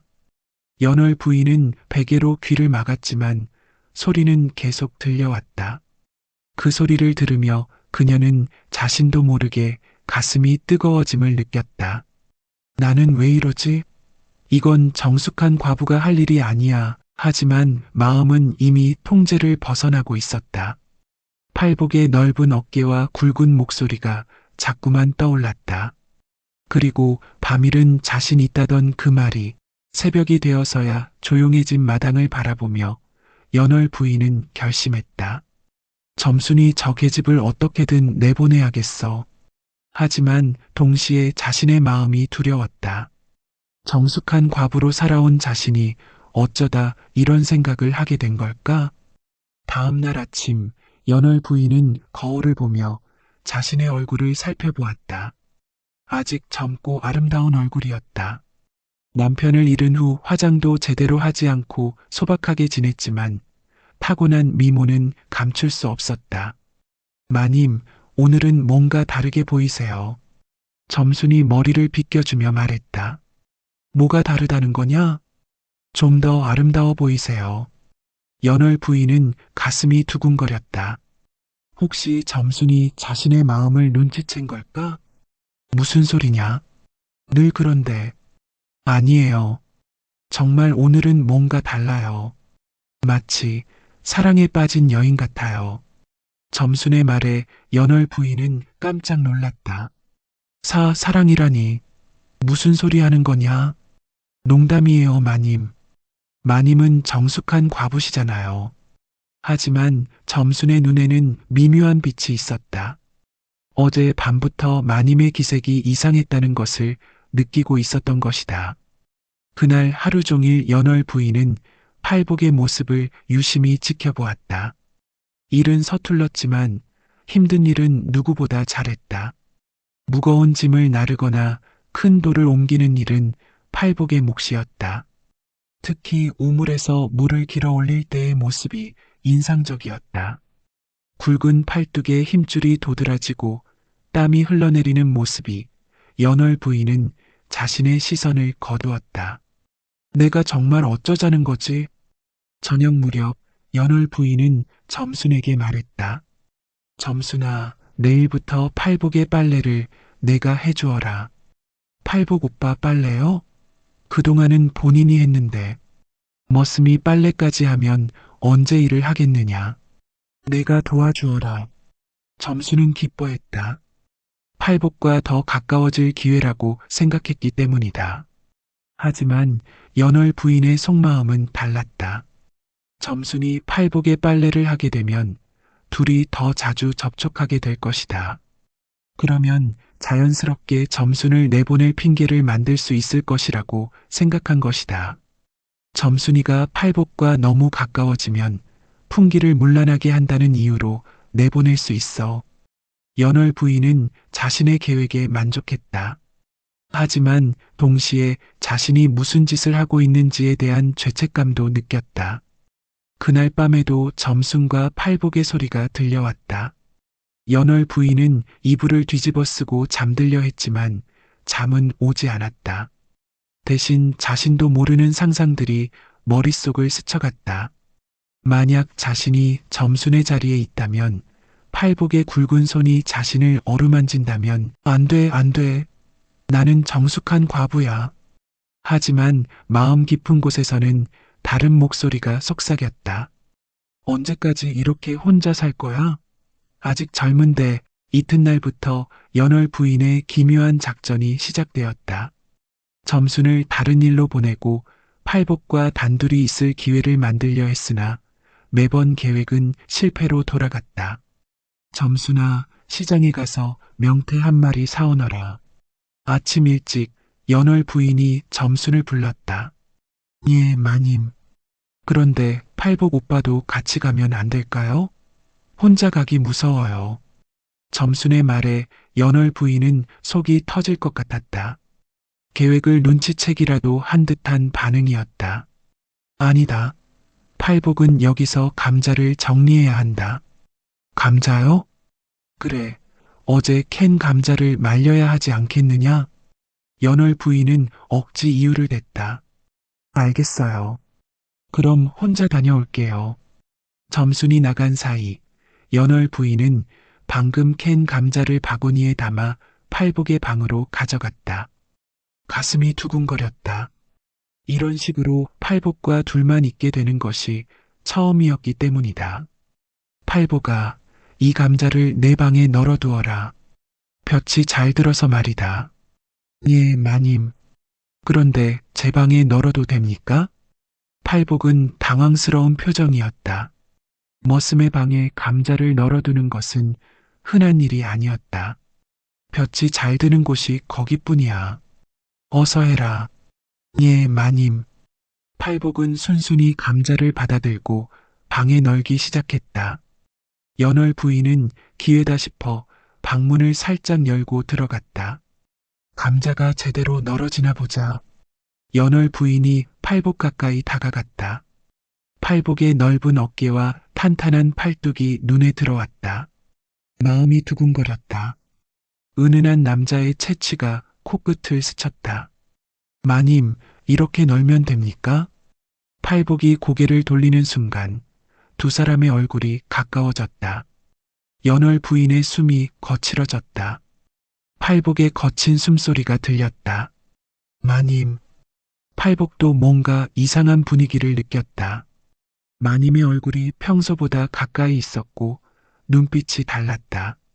감자가 잘 널어졌구나. 연월 부인의 목소리가 떨렸다. 팔복의 눈과 마주치자 가슴이 터질 것 같았다. 마님께서 오셨네요. 그때 점순의 목소리가 마당에서 들려왔다. 연월 부인은 깜짝 놀라 방에서 뛰쳐나갔다. 벌써 돌아왔구나. 명태가 떨어져서 조기로 샀어요. 팔복 오빠는 어디 계세요? 점순이 팔복의 방을 기웃거리는 모습에 연월 부인은 이를 갈았다.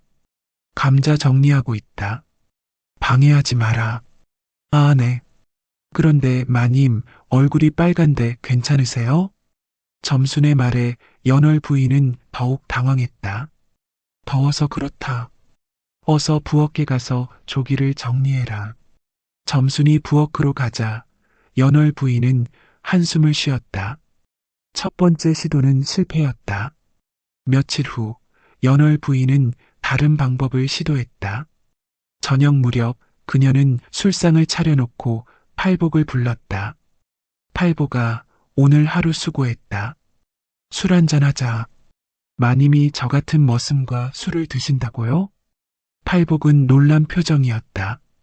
머슴과 주인이 함께 술을 마시는 것은 흔한 일이 아니었다. 뭘 그렇게 따지냐? 이리 앉아라.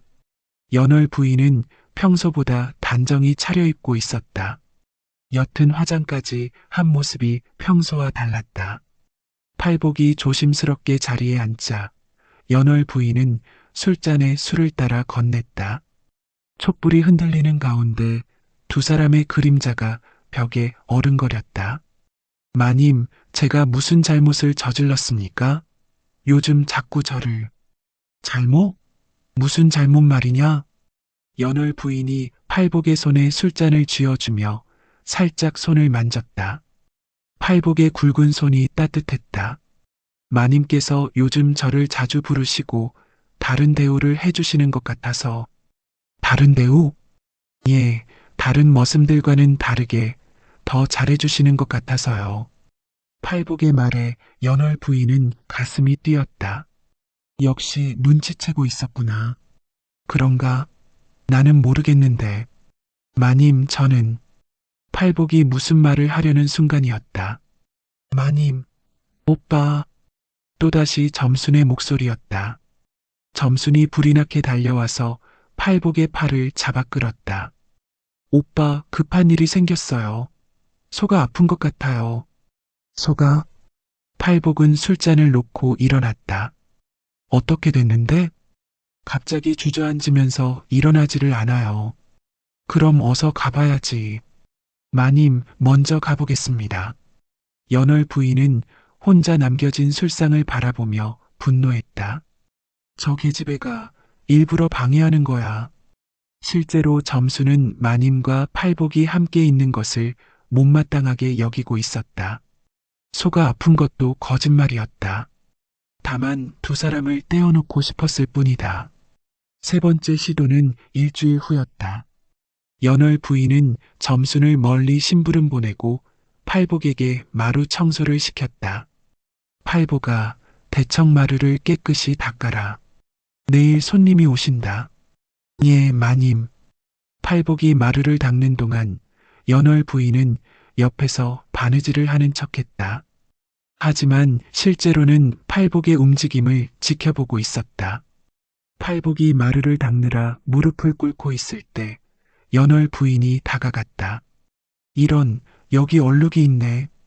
연월 부인이 팔복 옆에 무릎을 꿇었다. 두 사람의 어깨가 스쳤다. 마님, 제가 하겠습니다.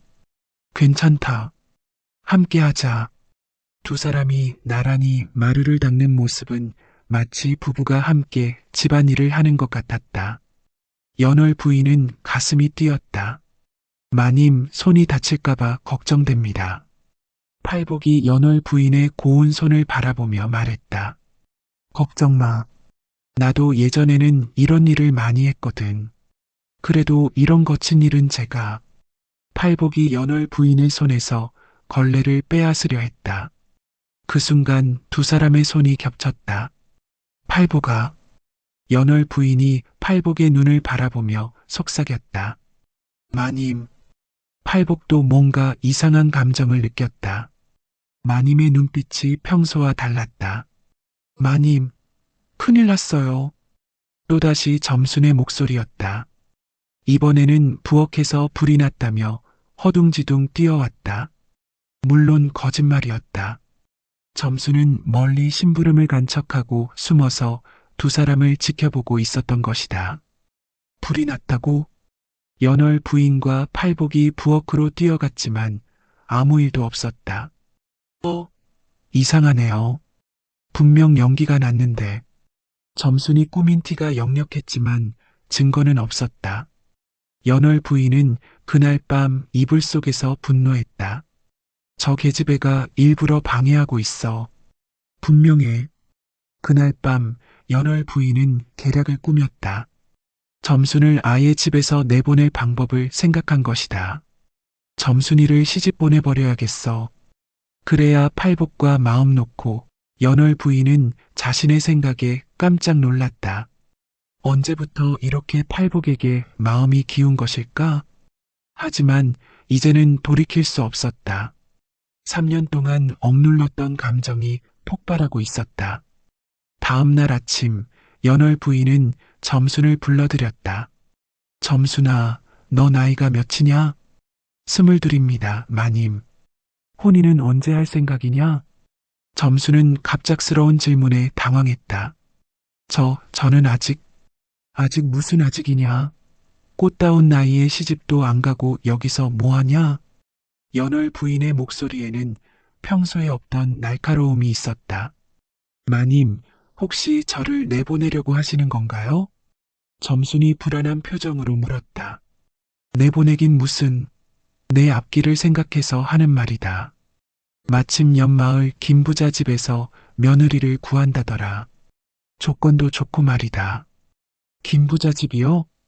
그래, 논밭이 30마직이나 되고 아들도 장사꾼이라 돈 잘 번다더라. 연월 부인은 며칠 전부터 알아본 정보를 늘어놓았다. 마님, 저는 여기서 계속 살고 싶어요. 팔복 오빠도 있고. 점순의 말에 연월 부인의 눈이 번뜩였다. 팔복? 팔복이가 뭐가 좋다고. 그깟 머슴 하나 때문에 내 인생을 망칠 셈이냐? 그게 아니라 저는 팔복 오빠를 사랑한다고. 연월 부인의 목소리가 차갑게 식었다. 팔복이는 머슴이고 너는 종이야. 어디 감히 사랑이라는 말을 써? 점수는 울먹이기 시작했다. 마님, 저희는 정말로. 됐다. 내일 김부자 집에 가서 인사를 드려라.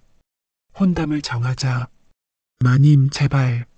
내 말이 끝이다. 연월 부인의 단호한 목소리에 점수는 더 이상 말할 수 없었다.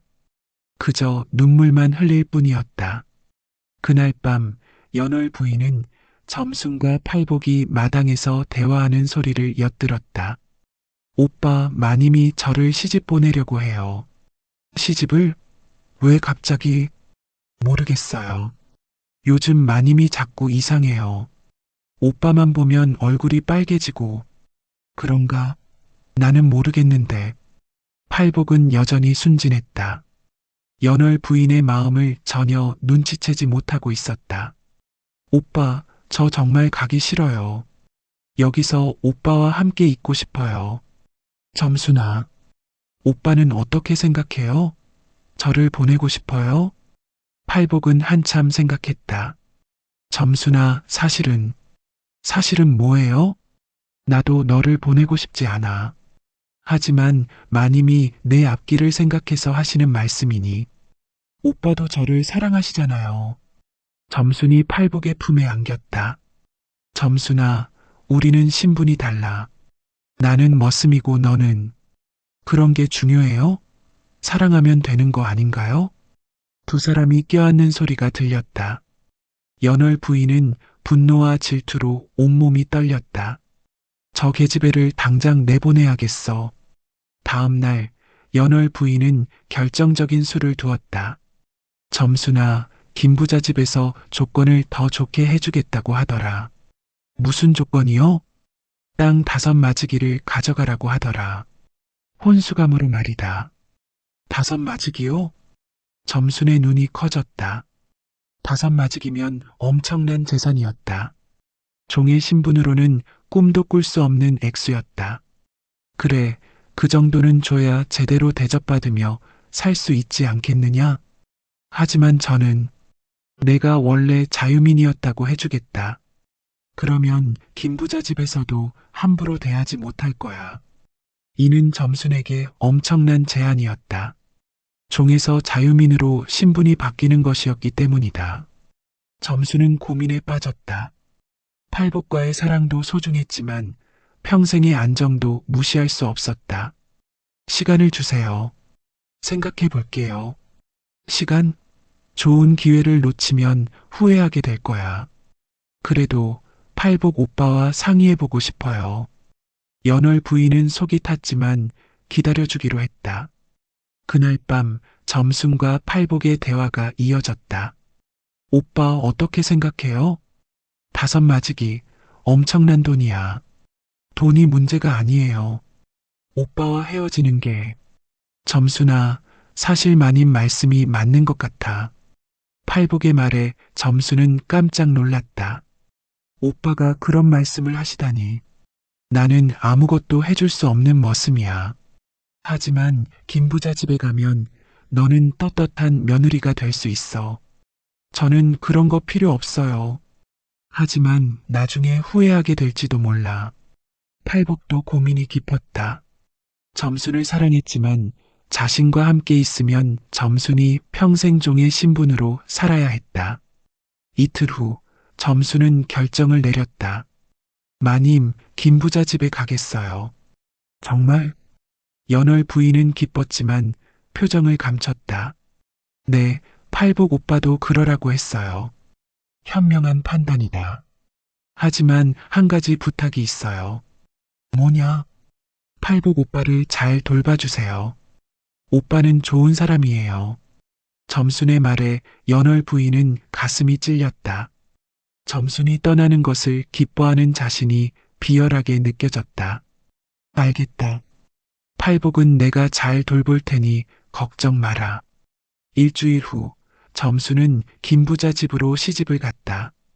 팔복은 아쉬워했지만 점순의 앞길을 위해서라며 담담히 받아들였다.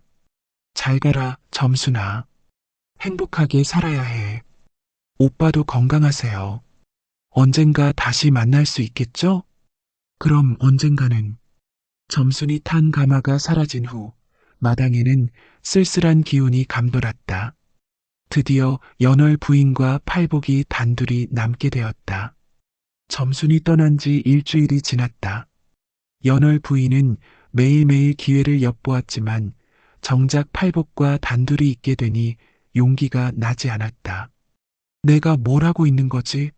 과부가 머슴과 하지만 밤마다 혼자 누워있을 때면 외로움이 파도처럼 밀려왔다.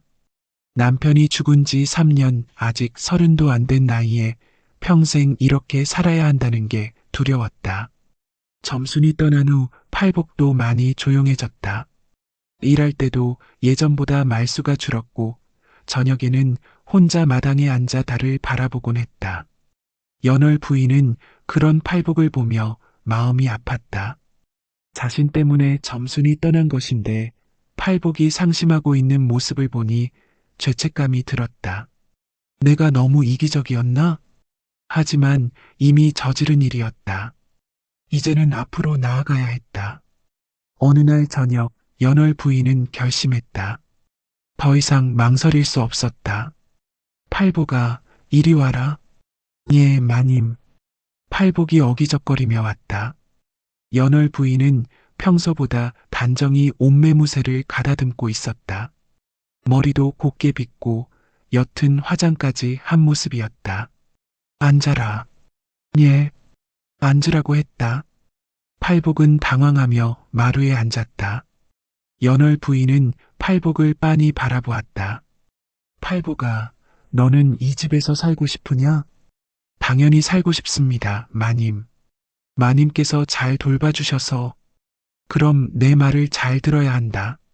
예, 마님. 연월 부인은 가슴이 두근거렸다. 이제 돌이킬 수 없다는 생각에 오히려 마음이 편해졌다. 팔보가 너는 전에 뭐라고 했냐? 밤일은 자신 있다고. 팔복의 얼굴이 빨개졌다. 마님, 그건. 나는 외롭다. 연월 부인의 갑작스러운 고백에 팔복은 놀랐다. 마님? 3년 동안 혼자 살았다. 아직 젊은 나이에 평생 이렇게 살기가 두렵다. 연월 부인의 목소리가 떨렸다. 마님, 팔보가 나를 도와줄 수 있겠느냐? 도와드린다는 게 너도 알고 있지 않느냐? 내가 왜 점순이를 내보냈는지. 팔복은 깜짝 놀랐다. 연월 부인이 점순을 내보낸 이유를 짐작하고 있었다. 마님 설마. 그래, 내가 너를 원하고 있다. 연월 부인의 직설적인 고백에 팔복은 말을 잃었다. 하지만 저는 머슴이고 마님은 그런 건 상관없다. 오늘 밤 내가 정말 밤일에 자신 있는지 확인해 보겠다. 마님, 만약 못하면 당장 이 집에서 나가라. 연월 부인의 목소리에는 절박함이 있었다. 팔복은 깜짝 놀랐다. 하지만 마님의 표정이 진지해 보였다. 그리고 자신도 연월 부인에게 특별한 감정을 품고 있었다는 것을 인정해야 했다. 마님, 정말 그러시는 겁니까? 그래. 오늘 못하면 당장 나가. 그날 밤 팔복은 마님의 방으로 조심스럽게 걸어갔다. 문을 살짝 열자 연월 부인이 촛불 아래 앉아 있었다. 들어와라. 팔복은 떨리는 마음으로 방 안으로 들어갔다. 연월 부인의 얼굴이 촛불에 비쳐 아름다웠다. 마님, 조용히 해. 그리고 내가 한 말 기억하지? 팔복은 고개를 끄덕였다.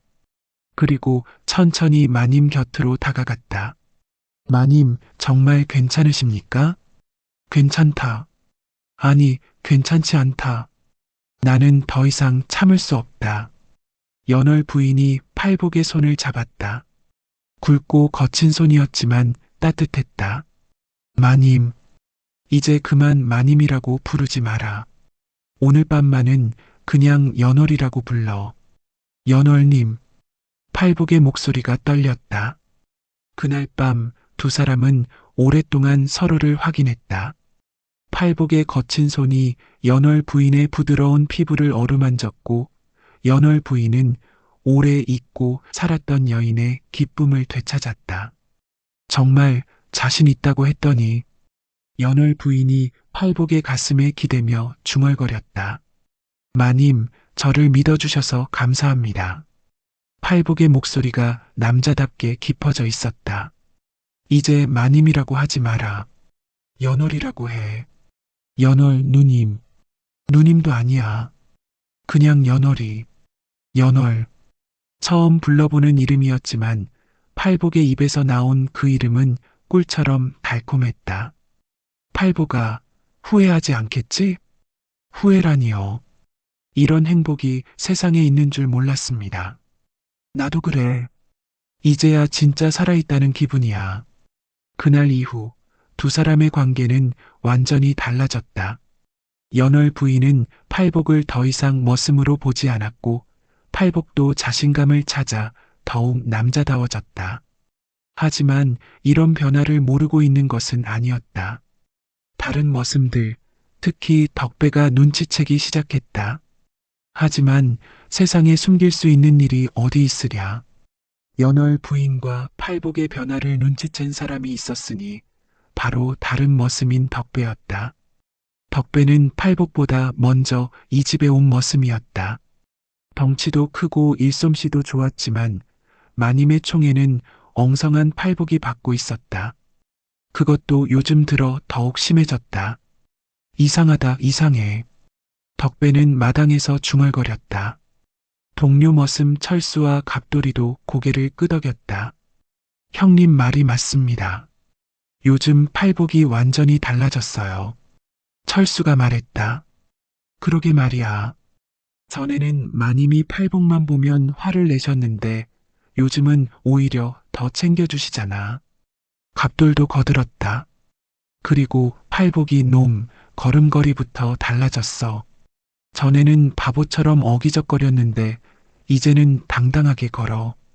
맞아요. 그리고 옷차림도 깔끔해졌고 무엇보다 마님이 팔복만 보면 얼굴이 빨개져요. 덕배의 눈이 번뜩였다. 혹시 설마 그런 일이? 무슨 일 말입니까, 형님? 아니야. 아직은 확실하지 않아. 하지만 만약 내 생각이 맞다면 덕배는 주먹을 불끈 쥐었다. 자신은 3년이나 이 집에서 충성스럽게 일했는데 1년밖에 안 된 팔복이 마님과 오늘 밤부터 팔복이를 감시하자. 감시요? 그래, 제대로 된 증거를 잡아야 해.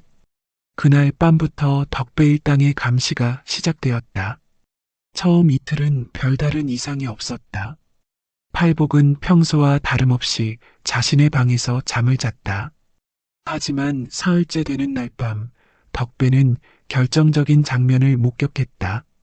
팔복이 조심스럽게 마님의 방으로 들어가는 것을 본 것이다. 저 개자식이 정말 마님과 덕배는 분노로 온몸이 떨렸다. 자신은 3년이나 이 집에서 충성스럽게 일했는데 엉성한 팔복이 마님의 침실에 드나들다니. 형님, 어떻게 할까요? 철수가 물었다. 당장 저놈을 끌어내자. 안 됩니다. 마님께서 뭐라고 하실지. 갑돌이 말렸다. 그럼 언제까지 저 꼴을 보고 있을 거야? 덕배는 고민했다. 직접 나서기엔 위험했다. 마님이 정말 팔복과 그런 사이라면 자신들이 오히려 쫓겨날 수도 있었다. 좋아. 우선 더 확실한 증거를 잡자. 그리고 덕배의 눈에 아기가 번뜩였다. 팔복이 놈한테 직접 백지발을 내자. 이튿날 덕배는 마을 사람들에게 넌지시 소문을 퍼뜨리기 시작했다. 요즘 연월 부인 댁이 좀 이상하다더라. 뭐가 이상한데? 글쎄, 과부 댁에 젊은 머슴이 있으니 설마 그런 일이? 확실한 건 아니지만 행동거지가 좀.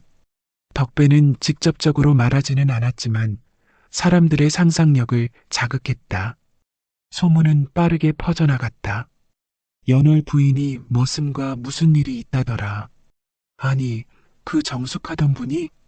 사람 일은 모르는 거지. 연월 부인도 마을 사람들의 시선이 달라진 것을 느꼈다. 장에 나가면 수군거리는 소리가 들렸고 만나는 사람들의 눈빛이 이상했다. 팔보가 요즘 사람들이 우리를 이상하게 본다. 저도 느꼈습니다. 다른 머슴들도 저를 다르게 대해요. 특히 덕배가 그런 것 같은데 덕배 형이 좀 이상해요. 자꾸 저를 노려보고. 연월 부인은 불안했다. 하지만 이미 팔복과의 관계를 끊을 수는 없었다. 너무나 행복했기 때문이다. 조심하자. 당분간은. 알겠습니다. 하지만 덕배의 계획은 이미 진행 중이었다. 며칠 후 덕배는 기회를 잡았다. 연월 부인이 친정에 문안을 가게 된 것이다. 팔보가 마님이 없을 때 집을 잘 지키고 있어야 한다. 연월 부인이 가마에 오르며 말했다. 예, 마님. 걱정 마시고 다녀오세요. 팔복이 공손히 인사했다. 연월 부인은 아쉬운 듯 팔복을 바라보다가 떠났다. 오늘이 기회다. 덕배는 마음속으로 중얼거렸다. 그날 저녁 덕배와 일당들이 팔복을 에워쌌다. 마당 한 구석으로 팔복을 끌고 갔다. 팔복아, 우리가 할 말이 있다. 무슨 말씀입니까? 덕배 형님? 팔복은 순진한 표정으로 물었다. 놀지 말고 솔직히 말해. 너 마님과 무슨 사이냐? 팔복의 얼굴이 굳어졌다. 무슨 소리십니까? 시치미 떼지 마. 우리가 다 봤다. 내가 밤마다 마님 방에 드나드는 것을. 철수가 소리쳤다. 그런 일은 없습니다. 팔복이 고개를 저었다. 없다고? 그럼 이건 뭐냐? 덕배가 주머니에서 무언가를 꺼냈다. 연월 부인의 놀이개였다. 이걸 내 방에서 주었는데 사실 덕배가 마님의 방에서 훔쳐온 것이었지만 팔복은 당황했다. 그건 이제 인정하냐? 내가 마님을 깨어서 불의한 짓을 한 거지? 그런 게 아닙니다. 팔복이 펄쩍 뛰었다. 그럼 뭔데? 정말 아무 일도 없었다는 거냐? 덕배가 다가왔다. 덩치는 팔복보다 작았지만 험악한 기세가 몰아쳤다. 있었습니다. 팔복이 고개를 숙였다. 뭐라고? 마님과 그런 일이 있었습니다. 덕배의 얼굴이 일그러졌다. 이 개자식이 정말 그런 짓을 했구나. 하지만 마님을 욕되게 할 수는 없습니다. 팔복이 고개를 쳐들었다. 마님은 잘못이 없습니다. 모든 건 제가 깨어서. 뭐? 내가 깨어서? 예, 제가 마님을 유혹했습니다. 마님께서는 처음에 완강히 거부하셨지만 제가 계속 졸라서. 팔복은 사실과 정반대로 말했다. 연월 부인을 지키기 위해서였다. 이 못된 놈이. 덕배가 주먹을 휘둘렀다. 팔복의 뺨이 퉁퉁 부어올랐다. 마님의 명예를 더럽힌 놈이 어디 있어. 철수와 갑돌이도 함께 팔복을 두들겨 팼다. 팔복은 반항하지 않고 맞기만 했다. 말해. 정확히 언제부터 그런 짓을 했느냐? 모르겠습니다. 모르긴 뭘 몰라. 처음이 언제냐고. 팔복은 끝내 입을 열지 않았다. 아무리 맞아도 연월 부인과의 일을 자세히 말하지 않았다. 이놈이 끝까지 버티네. 더 때려. 덕배가 소리쳤다. 이때 연월 부인이 친정에서 급히 돌아오고 있었다. 마을에서 들은 소문 때문이었다. 팔복이가 위험해. 연월 부인은 가마에서 내려 뛰어왔다. 무슨 일이냐? 연월 부인이 나타났다. 친정에서 급히 돌아온 것이다. 마님. 덕배와 일당들이 당황했다. 팔복아. 연월 부인이 피투성이가 된 팔복에게 달려갔다. 마님, 저는 괜찮습니다. 팔복이 일어나려 했지만 비틀거렸다. 누가 이런 짓을 했느냐? 연월 부인의 목소리가 떨렸다. 마님, 팔복이가 마님을 욕되게 했습니다. 덕배가 큰 소리쳤다. 우리는 마님의 명예를 지키려고. 닥쳐. 연월 부인의 호령에 덕배가 움찔했다. 내 일에 왜 참견이냐? 마님, 하지만. 하지만은 무슨 하지만이야. 당장 짐을 싸서 나가라. 마님.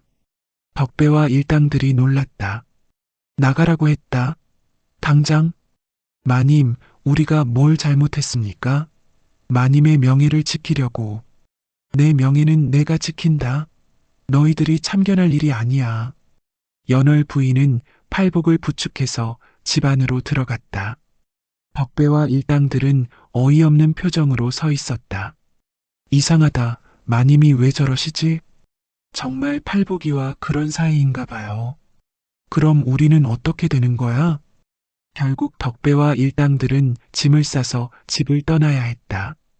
그날 밤 연월 부인은 정성스럽게 팔복의 상처를 치료했다. 아픈가? 아니요, 마님. 괜찮습니다. 팔복이 웃으며 말했다. 괜찮긴 뭐가 괜찮아. 얼굴이 퉁퉁 부었는데 연월 부인의 눈에 눈물이 맺혔다. 마님, 울지 마세요. 팔복아. 예, 마님. 고맙다. 끝까지 나를 지켜줘서. 연월 부인이 팔복의 손을 잡았다. 저는 마님의 머슴입니다. 당연한 일을. 아니다. 연월 부인이 고개를 저었다. 이제 너는 내 머슴이 아니야.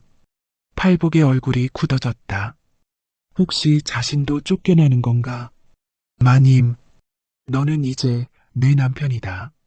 팔복의 눈이 커졌다. 마님, 그 말씀은. 나는 더 이상 과부가 아니야. 그리고 너도 머슴이 아니고.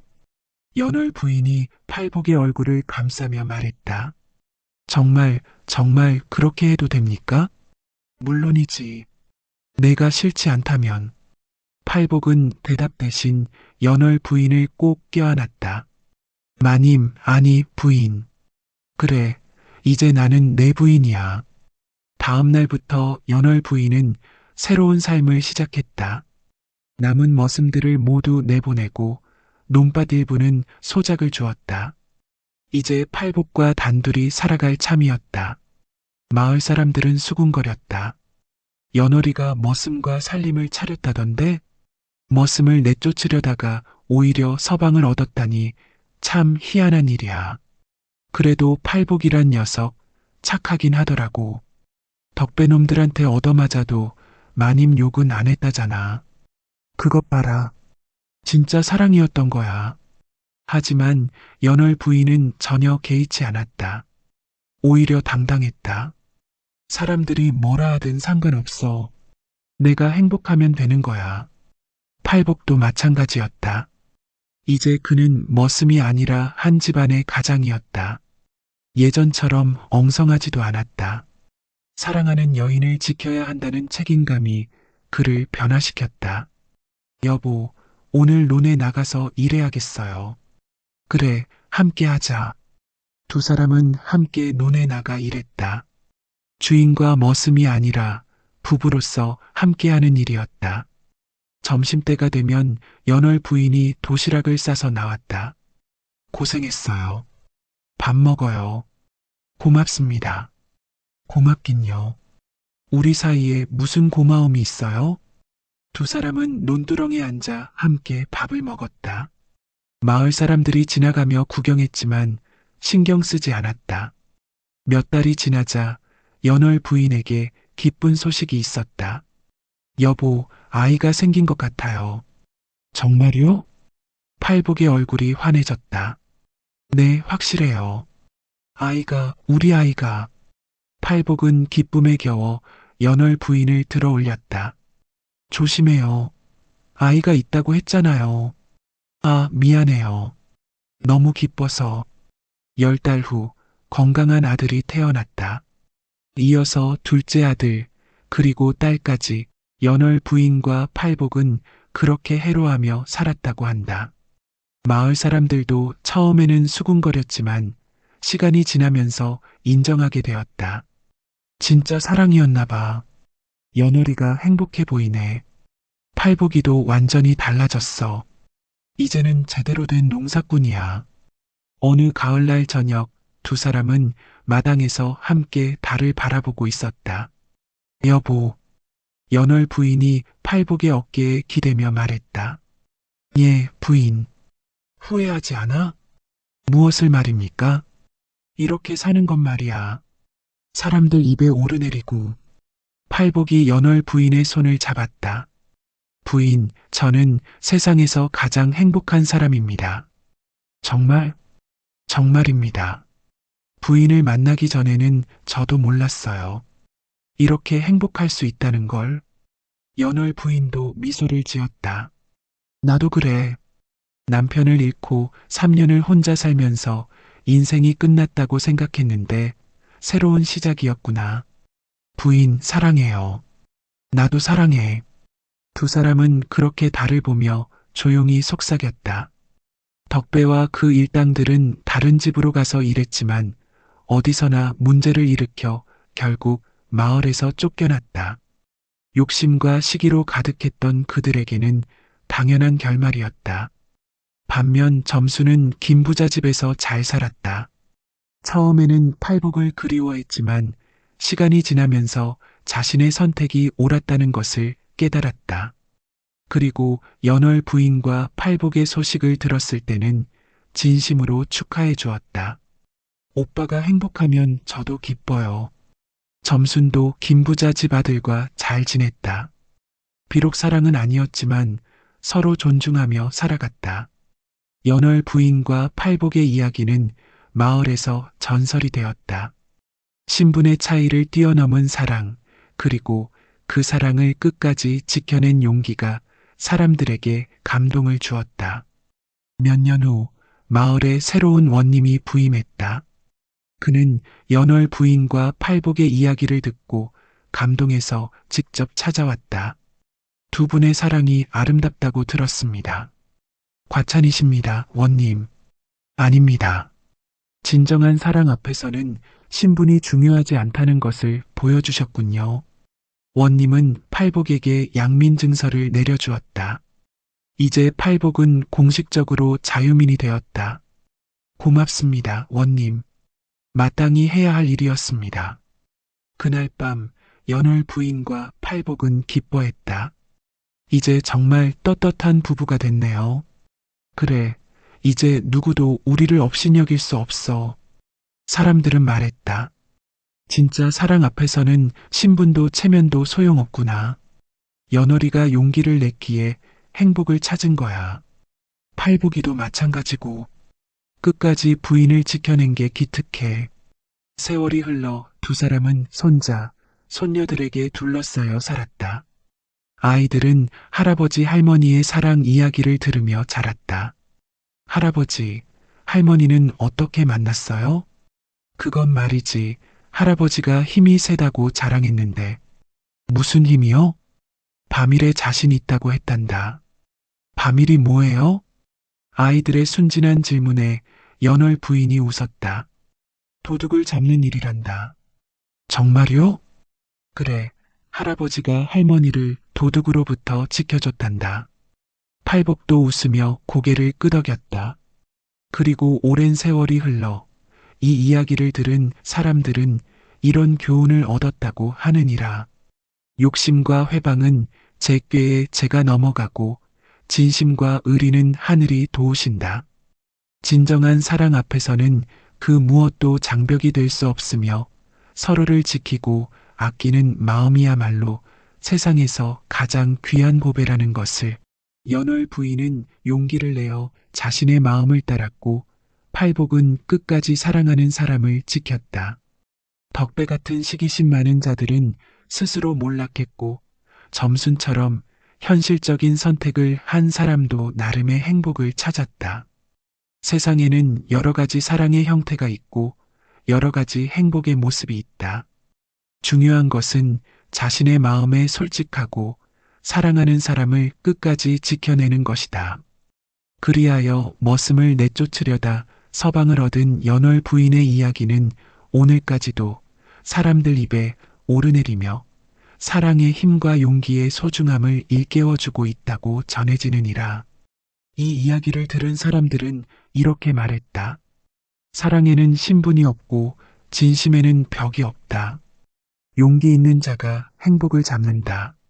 질투와 시기는 자신을 망치고 사랑과 의리는 복을 부른다. 그래서 사람들은 지금도 이 이야기를 들으며 진정한 사랑이 무엇인지 그리고 행복을 위해서는 때로 용기가 필요하다는 것을 배우고 있다고 하느니라.